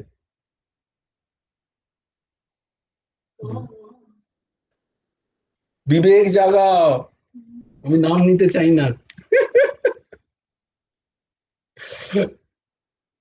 আমি দেখতে দেখতে যদি আমার সব সম্পত্তি চলে যায়।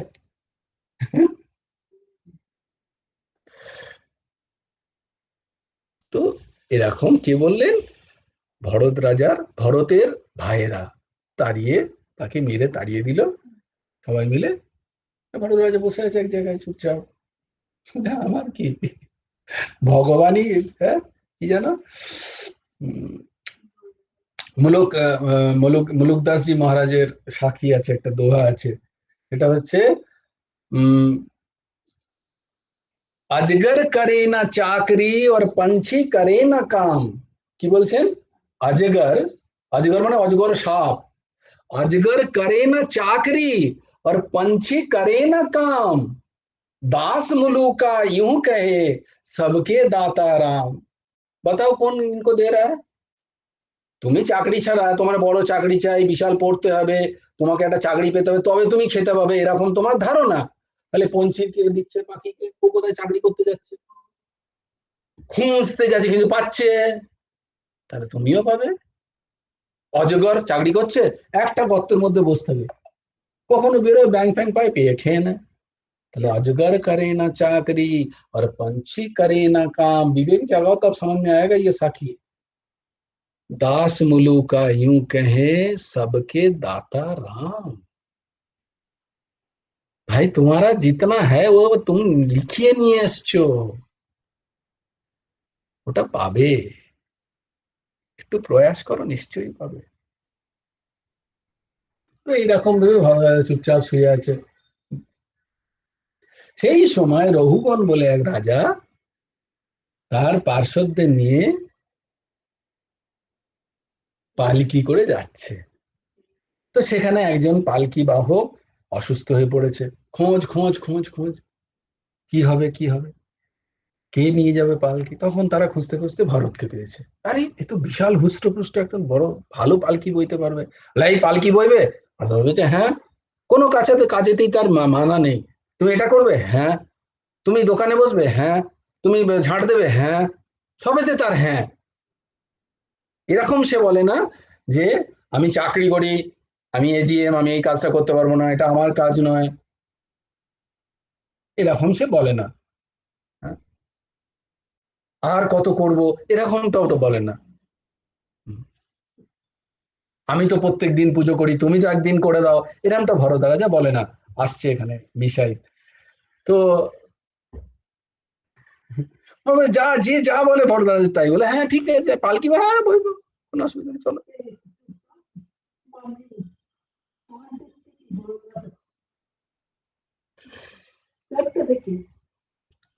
তো বলে হ্যাঁ করবো। তো ভরত রাজাকে নিয়ে গেছে। এবার ভরত রাজাকে নয়, ভরতকে নিয়ে গেছে, জড় ভরতকে নিয়ে গেছে। এবার ভরত লাগিয়েছে কাঁধ। কাঁধ লাগিয়ে যখন নিয়ে যাচ্ছে পালকি, তখন দেখছে নিচে কোথাও পিঁপড়ে আসছে, কোথাও পোকামাকড় এসে যাচ্ছে। ভরত রাজা পাপ করবেন না, তাই জন্য টপকে টপকে যাচ্ছে ওগুলোকে। পিঁপড়ে দেখছে, তখন কয়টা লাথি লাভ লাভ মারে, যেই লাভ মারছে তখন সঙ্গে সঙ্গে পালকিও পালকিও এরকম নড়ে উঠছে। আর পালকি যখন নড়ে উঠছে, পালকির ভেতরে আছেন রঘুগণ রাজা, তারও মাথাটা গিয়ে ওপরে ঠেকছে, ঢগাস ঢগাস। খানিকক্ষণ পরে পরে ঠেকছে ওরকম। সে তো রেগে বোম, বলে একটু তোমাদের কি আর কি হচ্ছে, এত পয়সা দিয়ে তোমাদেরকে চাকরিতে রেখেছি, এইরকম ভাবে পালকি বয়, আমার মাথায় ব্যথা হয়ে গেল লেগে লেগে। কে বলে, সবাই বলছে রাজা। আর জানে রঘুগণ রাজা খুব রাগী, খুব রাগী।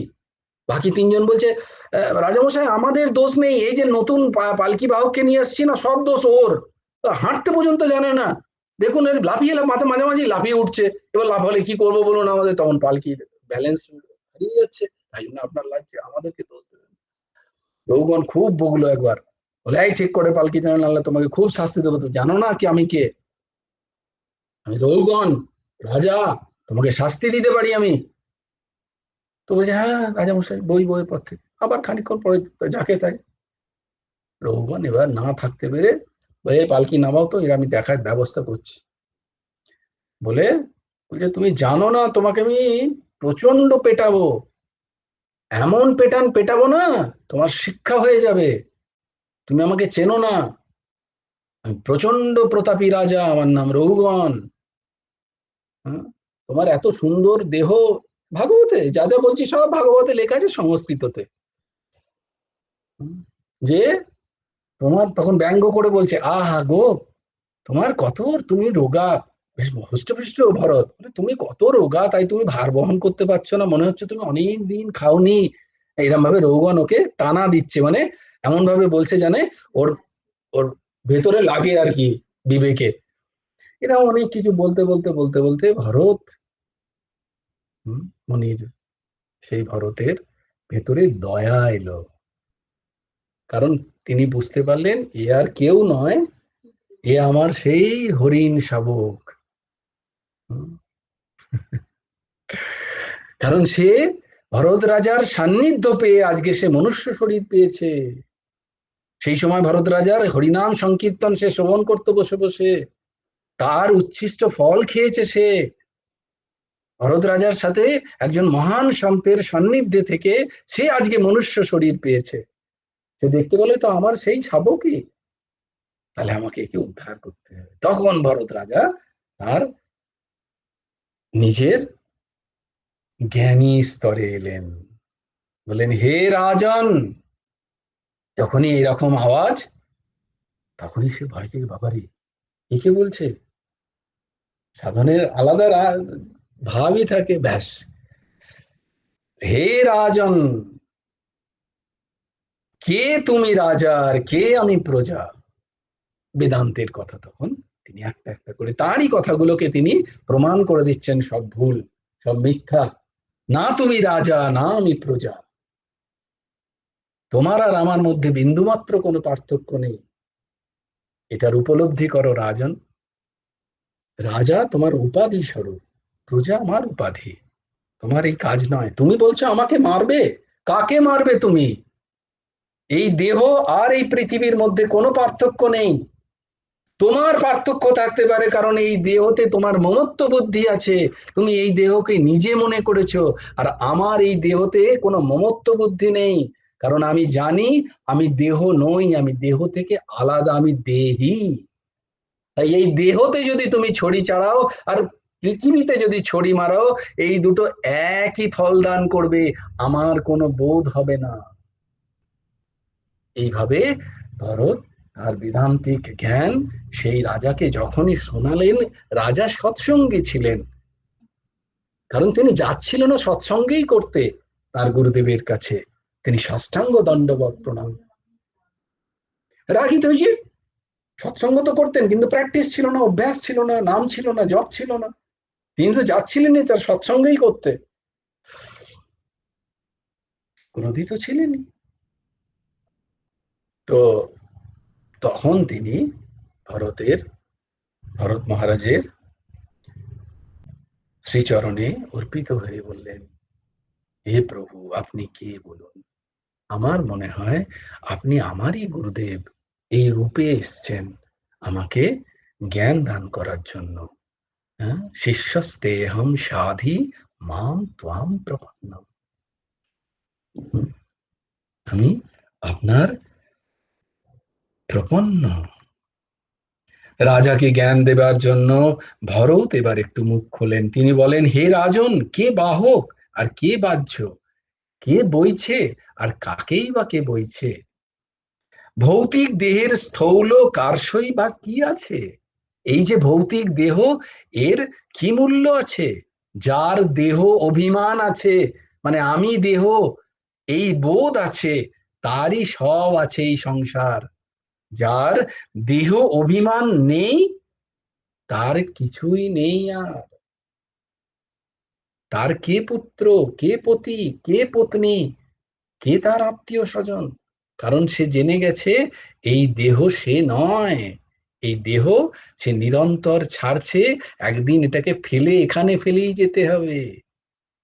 তখন এই দেহের সম্পর্কযুক্ত যারা যারা, তখন কে কার? কোন মৃত ব্যক্তি বলে, এসো তুমি আমার মেয়ে, তখন সেই মেয়েই দৌড়বে ভূত ভূত বলে। রিয়েলিটি কলা পিকার জন্য।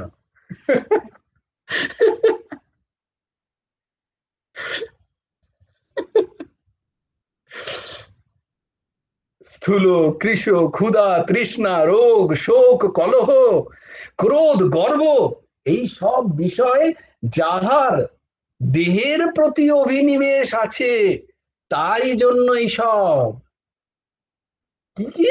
আমি মোটা, আমি রোগা, আমার খুব খিদে পায়, আমার খুব তেষ্টা পেয়েছে, আমাকে সকাল থেকে কেউ খেতে দেয়নি, অথচ কাক বলছে, একজন বলে তাই জন্য তার জন্য। আমি রোগী, আমি খুব রোগী, আমাকে কেউ দেখায় না, এই কমপ্লেন করে না অনেকে, তাদের জন্য। আমার প্রচন্ড শোক হয়েছে জানো, তুমি একটু আহা করলে না তো।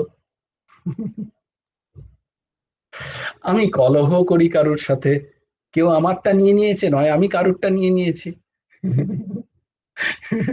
আমারটা যে নিয়েছে তার আমার খুব মনে আছে, আমি নিলে আমি কিন্তু ডিফেন্ডার, আমি তো নিইনি, বাজে কথা বকবি না, ওটা আমার প্রাপ্য ছিল, আমি লড়ছি। আর ও যখন নিয়ে নিয়েছে, না ওটা তো আমার, তুই কেন নিলি?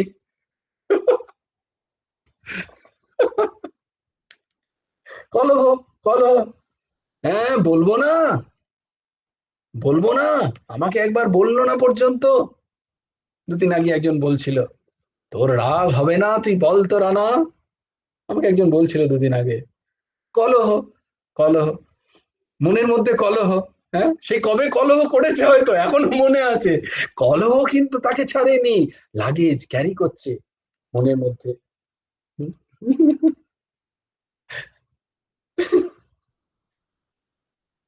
এইভাবে যদি সৎসঙ্গ হয়, কার না বৈরাগ্য আসবে বলো?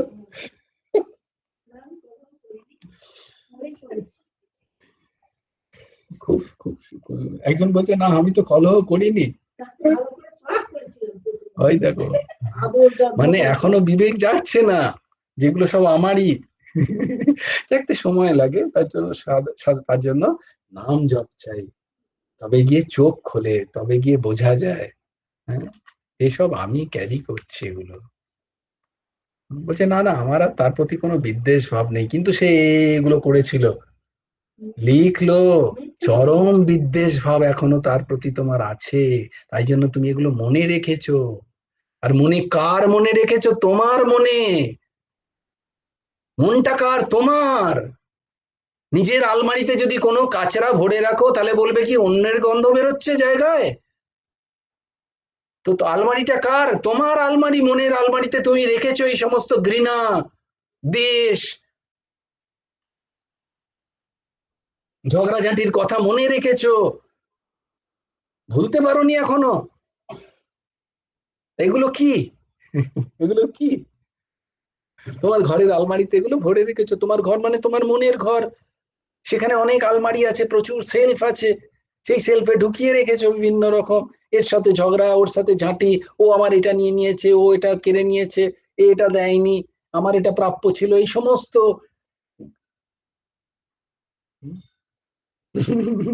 বাসি পচা জিনিস ভরে রেখেছো। আর তোমার মন থেকে ফুরফুর করে সুন্দর সাত্ত্বিক গন্ধ বেরোবে, এটা কখনো হয় নাকি? কে ভরেছে রে? ওরা ভরেছে নাকি যাদের সম্বন্ধে তুমি ভাবছো? বলে না না, আরে মনটা তো তোমার, ঘরটা তো তোমার, ওদের সাথে তো তোমার কোনো সম্পর্ক ছিল না। তুমি যদি তোমার ঘরের আলমারির সেলফ থেকে বার করে যদি সেটা ফেলে দাও কাচেরার ডিব্বায়, কেউ এসে বলতে যাবে তুমি কাচেরাটা কেন ফেললে? বলো না, বলো, তোমরা সব বলো না, বলো, জবাবটা। যার সম্বন্ধে তুমি কলহ ভেবে রেখেছো তোমার মনের মধ্যে, ঘৃণা, দেশ, তুমি যদি সেটা তুলে ফেলে দাও, তাহলে সে এসে বলতে যাবে ছি ছি ছি, নোংরাটা তুলে রেখেছিলি, ফেলে দিবি, কত অন্যায় করলি? কেউ বলবে নাকি? বলো তো দেখি একবার কি। নিজের মনেই সব জমিয়ে রেখেছি আমরা। তাই শোক, কলহ, ক্রোধ, গর্ব, অভিমান, এসব আমরা জমিয়ে রাখি আমাদের মনের অতি সুন্দর সুন্দর ক্ষোভগুলোতে, যেখানে রাখা উচিত ছিল ভগবত চিন্তন, যেখানে রাখা উচিত ছিল আনন্দ, যেখানে রাখা উচিত ছিল হ্যাঁ, সুন্দর সুন্দর দয়া, করুণা, সেসব আর নেই আমার। আমি এইগুলোকে ভরে রেখেছি, কারণ আমি ভেবে রেখেছি আমি দেহ, জগৎ মরে যাবে, আমি থাকবো 100, 200, 300 বছর। আমার এইসব থাকবে, আমি বদলা নেবই একদিন। ছোড়েঙ্গে নে, সর্বত্র সেই এক চৈতন্যের খেলা। চৈতন্য এই সবের অতীত, আমাকে কেউ বলেনি, কারণ আমি গীতা ক্লাস করি না। আর কে সেই চৈতন্য? বলে আমি সেই চৈতন্য।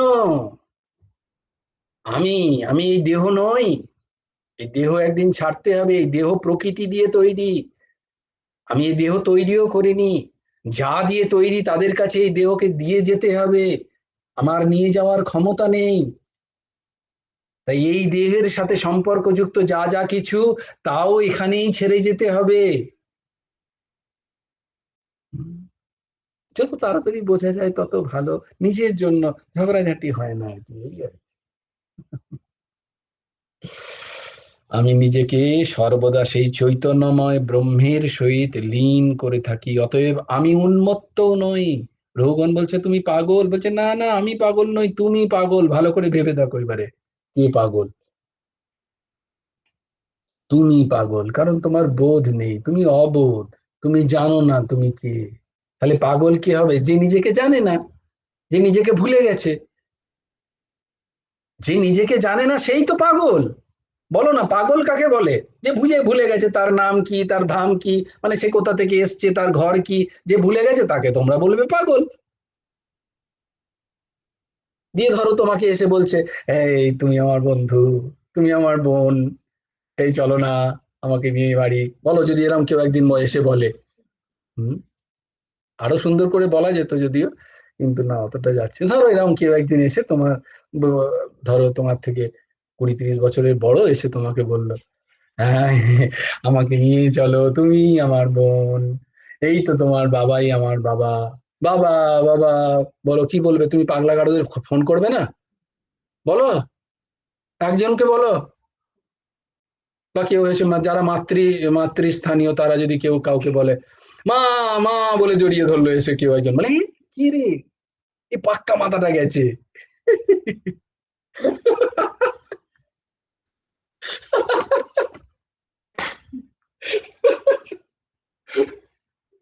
আমার মা বলে এসে রাস্তায় একদিন জড়িয়ে ধরলো তোমাকে, ধরো আমাকে নিয়ে চলো বাড়িতে, আমি অনেকদিন কিছু খাইনি, অনেক খিদে পেয়েছে, আমাকে একটা চকলেট কিনে দাও। এরকম যদি তোমাকে কেউ একজন এসে বলে, এখানে এরকমই কেউ একজন বলছে, সে তার নাম কলাপিতা, তার নারী শরীর, তার নাম অর্ঘ্য, তার পুরুষ শরীর, এরকমই কেউ একজন, কারোর নাম হয়তো গোপাল, তার পুরুষ শরীর, সে মা মা মা এসে জড়িয়ে ধরছে।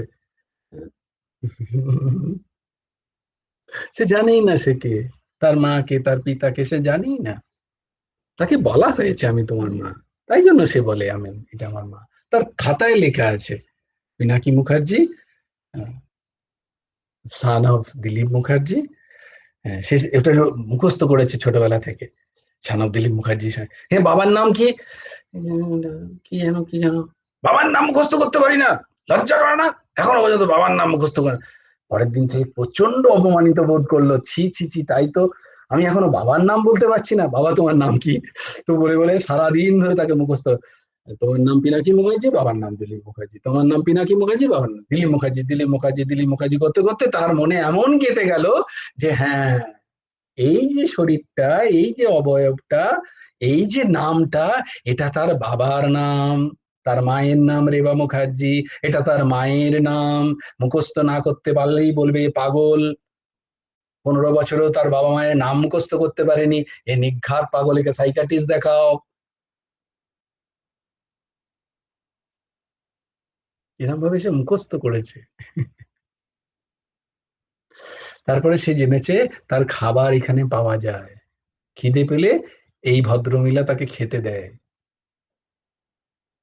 প্রোটেকশন দরকার হলে এই ভদ্রলোক তাকে প্রোটেকশন দেয়। গুরুদেব বলছেন যে আমি একবার কলকাতায় গেছি একটা পরীক্ষা দিতে, তো তো তিনি তো তার আর্থিক সচ্ছলতা ছিল না, খুবই গরিব ছিলেন, তো কেউ একজন খুব একটা বড় একান্নবর্তী পরিবারে, তখন এরকম হতো, আহ, পণ্ডিত মশাইদের চিঠি দিয়ে বলে ওখানে গিয়ে থাকবেন, 2-3 দিন থাকা যাবে, কোনো অসুবিধা নেই, সব ওরাই দেখবে। আর ঠাকুর তো বরাবরই তার অত্যন্ত সৌম্য দর্শন ছিল, বরাবরই খুব শান্ত, খুব ধীর স্থির, আর প্রকাণ্ড পণ্ডিত ছোটবেলা থেকেই। তো তিনি পরীক্ষা দিতে যাবেন, তো তারা খুব আপ্যায়ন করে ওনাকে একটি ঘর দিয়েছেন, আহ তিনি সেখানে ছিলেন।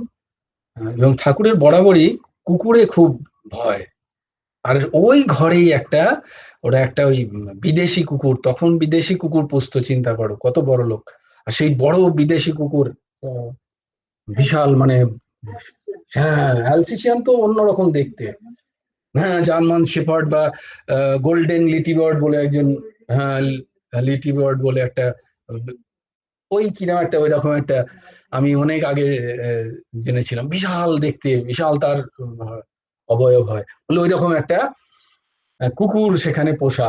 বলে আমার তো ভয়ে আত্মারাম, খাঁচা ছাড়া আমি কি করে যাই, কিন্তু দেখছি সবাইকে যেই আসতো, মানে ঘরের যদি কর্তা আসতো তাদেরকেও মানে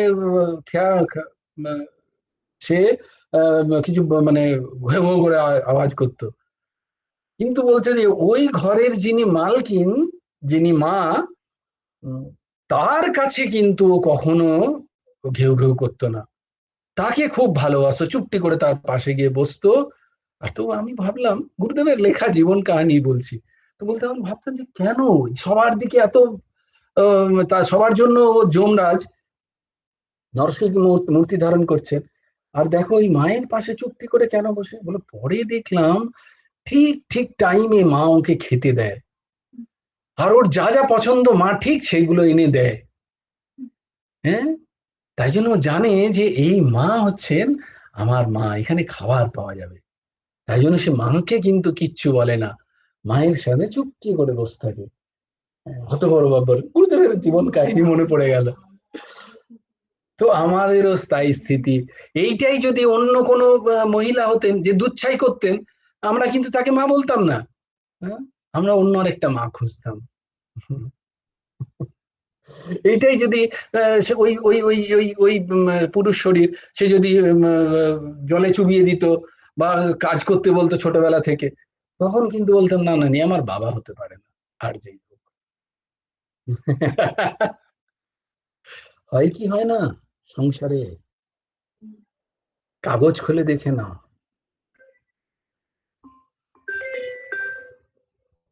এই সত্যতা। আজকে তোর মা ফোন করেছে,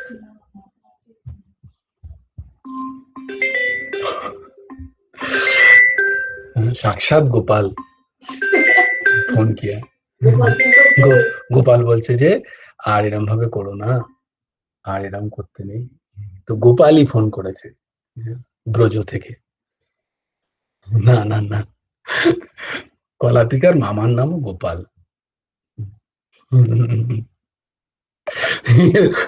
উর্জশী দিদি অবাক হয়ে গেছে, সত্যি গোপাল ফোন করলো নাকি? স্যারের স্থিতিটা আলাদা হতেই পারে, হয়তো গোপাল ফোন করেছে। গোপাল মোবাইল পেলো কোত্থেকে বৈকুণ্ঠে? হতে পারে।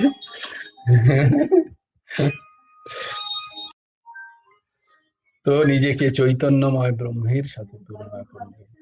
ভারতের নিকট হতে এই সব তত্ত্ব কথা শুনে বিদগ্ধ রাজা রঘুগণ তাকে নমস্কার করে তার নিকট ক্ষমা প্রার্থনা করলেন এবং বলেন, নিশ্চয়ই আপনি ছদ্মবেশে আমার গুরু কপিল দেব হবেন। কপিল দেব থাকতেন না আমাদের গঙ্গাসাগরে, কপিল দেব মুনির, কপিল দেব মুনির আশ্রম। তো তিনি ওখানেই যাচ্ছিলেন। তো তিনি সাংখ্য দর্শনের যিনি প্রবর্তা কপিল দেব, সেই কপিল দেব মুনি হবেন আপনি। তো ঐশ্বর্য মদে মতমত্ত হয়ে আমার আপনার মতো সাধুজনের অবজ্ঞা করেছে, আপনাকে ধিক, আপনার মতো সাধুজনকে অবজ্ঞা করেছে। আপনাকে একজন সাধারণ ব্যক্তি বলে মনে করেছে, হ্যাঁ, তাই আমাকে, আমার চেতনাকে ধিক, আমার বোধকে ধিক, এরম বলে তিনি ক্ষমা চাইলেন। দেখো ভাবলাম যে দুটো চরিত্র হবে, তো একটা চরিত্রতেই আমরা কিন্তু এই চরিত্র, এই একটা চরিত্র যদি শোভন করতে পারি, দেখো তাও তো আমার এখনো কিন্তু বিন্দুমাত্র মন ভরেনি এই চরিত্র বলে। এই চরিত্রটা যদি 3-4 দিনে তোমরা শুনতে চাও, কেউ কখনো অবসর পেয়ে, তাহলে বেশ জমিয়ে বলা যায়, এক একটা কথা এক একটা সুন্দর করে তার ব্যাখ্যা। তাহলে বেশ, তাও যদি সকালে 4 ঘন্টা, জানো ভাগবতে লেখা আছে কিভাবে ভাগবত শ্রবণ করতে হয়। সকালে 4 ঘন্টা, তারপরে মাঝখানে 45-48 মিনিটের ব্রেক। তোমরা বলে এই 48 মিনিট কি করে হলো? কারণ ওখানে লেখা আছে দু ঘড়ি, 1 ঘড়ি হচ্ছে 24 মিনিট। তো 2 ঘড়ি হচ্ছে খাওয়া দাওয়া এবং বিশ্রাম। তো বস্তুত বলে কিছু খেও না ওই সময়, যতটা পারো হালকা, যাতে গলা পর্যন্তই যায়, যাতে না ঘুম এসে যায়। 48 ঘন্টার সামান্যতম একটুখানি প্রসাদ পাও, একটুখানি জল পাও, দিয়ে আবার কথাতে বসে যাও, আবার 4 ঘন্টা কথা। তো সকাল 9টা থেকে সম্ভব হলে 4 ঘন্টা, 13টা মানে 1টা পর্যন্ত কথা, 1টা থেকে 1টা 48 পর্যন্ত বিশ্রাম, আবার 2টো থেকে কথা, 6টা পর্যন্ত। এইরম ভাবে 7 দিন শ্রবণ করে তবে পারায়ণ হয়। আর এখানে তো মহারাজের কথা বলে 1 ঘন্টা বসতেই আমাদের ঘুম পাচ্ছে। মহারাজ ওদিকে তার ইয়েতে বলে যাচ্ছেন, কিন্তু ওদিকে কোথায় খিচুড়ি হলো কিনা, কে উঠে চলে গেলেন, মহারাজকে বলতে হয় দেখেছি, হ্যাঁ বাবা খিচুড়ি খেয়ে অন্তত এসো। দেখো সাধুর প্রাণ, দেখো সাধু চাইছেন, সাধুর নিজের গলা ফেটে যাচ্ছে, হ্যাঁ, কিন্তু আমার দশা নেই তার। তিনি কিন্তু পাননি সকাল থেকে কিছু, তিনি আমার কল্যাণের জন্য তিনি ভাগবতী কথা বাঁচছেন। তাহলে কার কল্যাণ কি চায় বলো? আমরাই কি আমাদের কল্যাণ চাই না? এই দশা কি হচ্ছে না বলো? আমরাই চাই না যে আমাদের কল্যাণ হোক, আমাদের ভালো হোক, এটা আমরা চাই না। তাহলে একটা কথাই আমায় কল্যাণ করে দিতে পারে, ভগবতী কথা। जय जय श्री राधे, जय जय श्री सीताराम, हर हर महादेव। भज गुरु हेमंत देव राधे श्याम, जप हरे कृष्ण अहमेवाशमेवाग्रे, नान्यद् यद् सत् सत् परम्, पश्चादहं यदेतच्च यो वशिष्येत सहस्म्यहम्। ऋतेऽर्थं यत् प्रतीयेत न प्रतीयेत चात्मनि, तद्विद्यादात्मनो मायां यथा भाषो यथा तमः। यथा महन्ति भूतानि भूतेषु चावचेष्वनु, प्रविष्टान् प्रविष्टानि तथा तेषु न तेष्वहम्।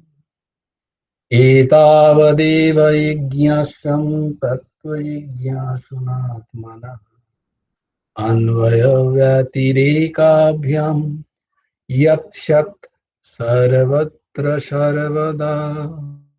এটা হচ্ছে চতুশ্লোকী ভাগবত। এই চারটে শ্লোক যদি শ্রবণ করো প্রত্যেকদিন, তাহলে পুরো ভাগবতের শ্রবণের ফল পাবে। এটাকে বলে চতুশ্লোকী ভাগবত। না না না, মানে ভাগবতটা এই চারটে শ্লোকেই ব্যাখ্যা, তাই জন্য বলে চতুশ্লোকী ভাগবত। সপ্তশ্লোকী ভাগবত আছে, তুমি যেটা বলেছো সেটাও ঠিক, কিন্তু মূল হচ্ছে এই চতুশ্লোক। এই চতুশ্লোকী নারদ ভগবান ব্যাস মুনিকে, ব্যাসদেবকে বলেছিলেন।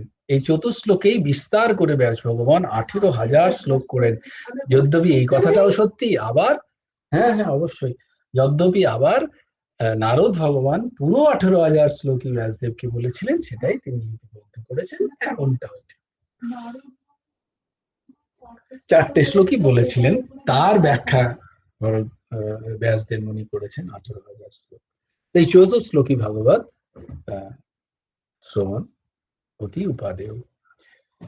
বংশী বিভূষিত করন্নবনীরদাভাত পীতাম্বরাদরুণবিম্ব ফলধরস্য, পূর্ণেন্দু সুন্দর মুখাদরবিন্দ নেত্রা, কৃষ্ণাৎ পরম কিমপি তত্ত্বহং ন জানে, ध्येयं सदा परिभवग्नमभीष्टदोहं, तीर्थास्पदं शिवविरिञ्चिनुतं शरणं। भृत्यारताहं प्रणतपालो भवाब्धिपूतं, वन्दे महापुरुषते चरणारविन्दं। व्यक्ताशुद्धध्वजो सुरेप्सितराज्यलक्ष्मीं, धर्मिष्ठार्यवचसा जदगादरन्नम्, मायामृगं दैतयक्षीतमङ्गधावत्, वन्दे महापुरुषते चरणारविन्दम्। नमो ब्रह्मन्नदेवाय गोब्राह्मणहिताय च, जगद्भीताय कृष्णाय गोविन्दाय नमो नमः।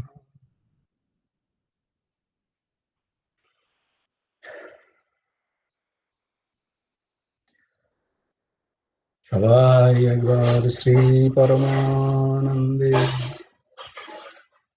মহানন্দে দুহাত তুলে বলো হরি হরি বল, হরি হরি বল, হরি হরি বল। जय जय श्री राधे, जय जय श्री राधे, जय जय श्री राधे। हरि बोलो, हरि बोलो, हरि हरि बोलो। जय गुरुदेव, जय गुरुदेव, जय गुरुदेव। जय जय परमहंस ठाकुर श्री श्री हेमंत देव।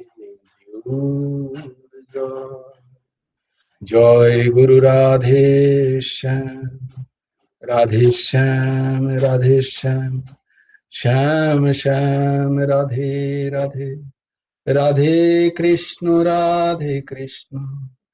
कृष्ण कृष्ण राधे राधे। জয় গুরু রাধে শ্যাম, শ্রী গুরার্পণমস্তু, শ্রী হেমন্ত দেবা। জয় গুরু রাধে শ্যাম। সবাই ভালো থেকো।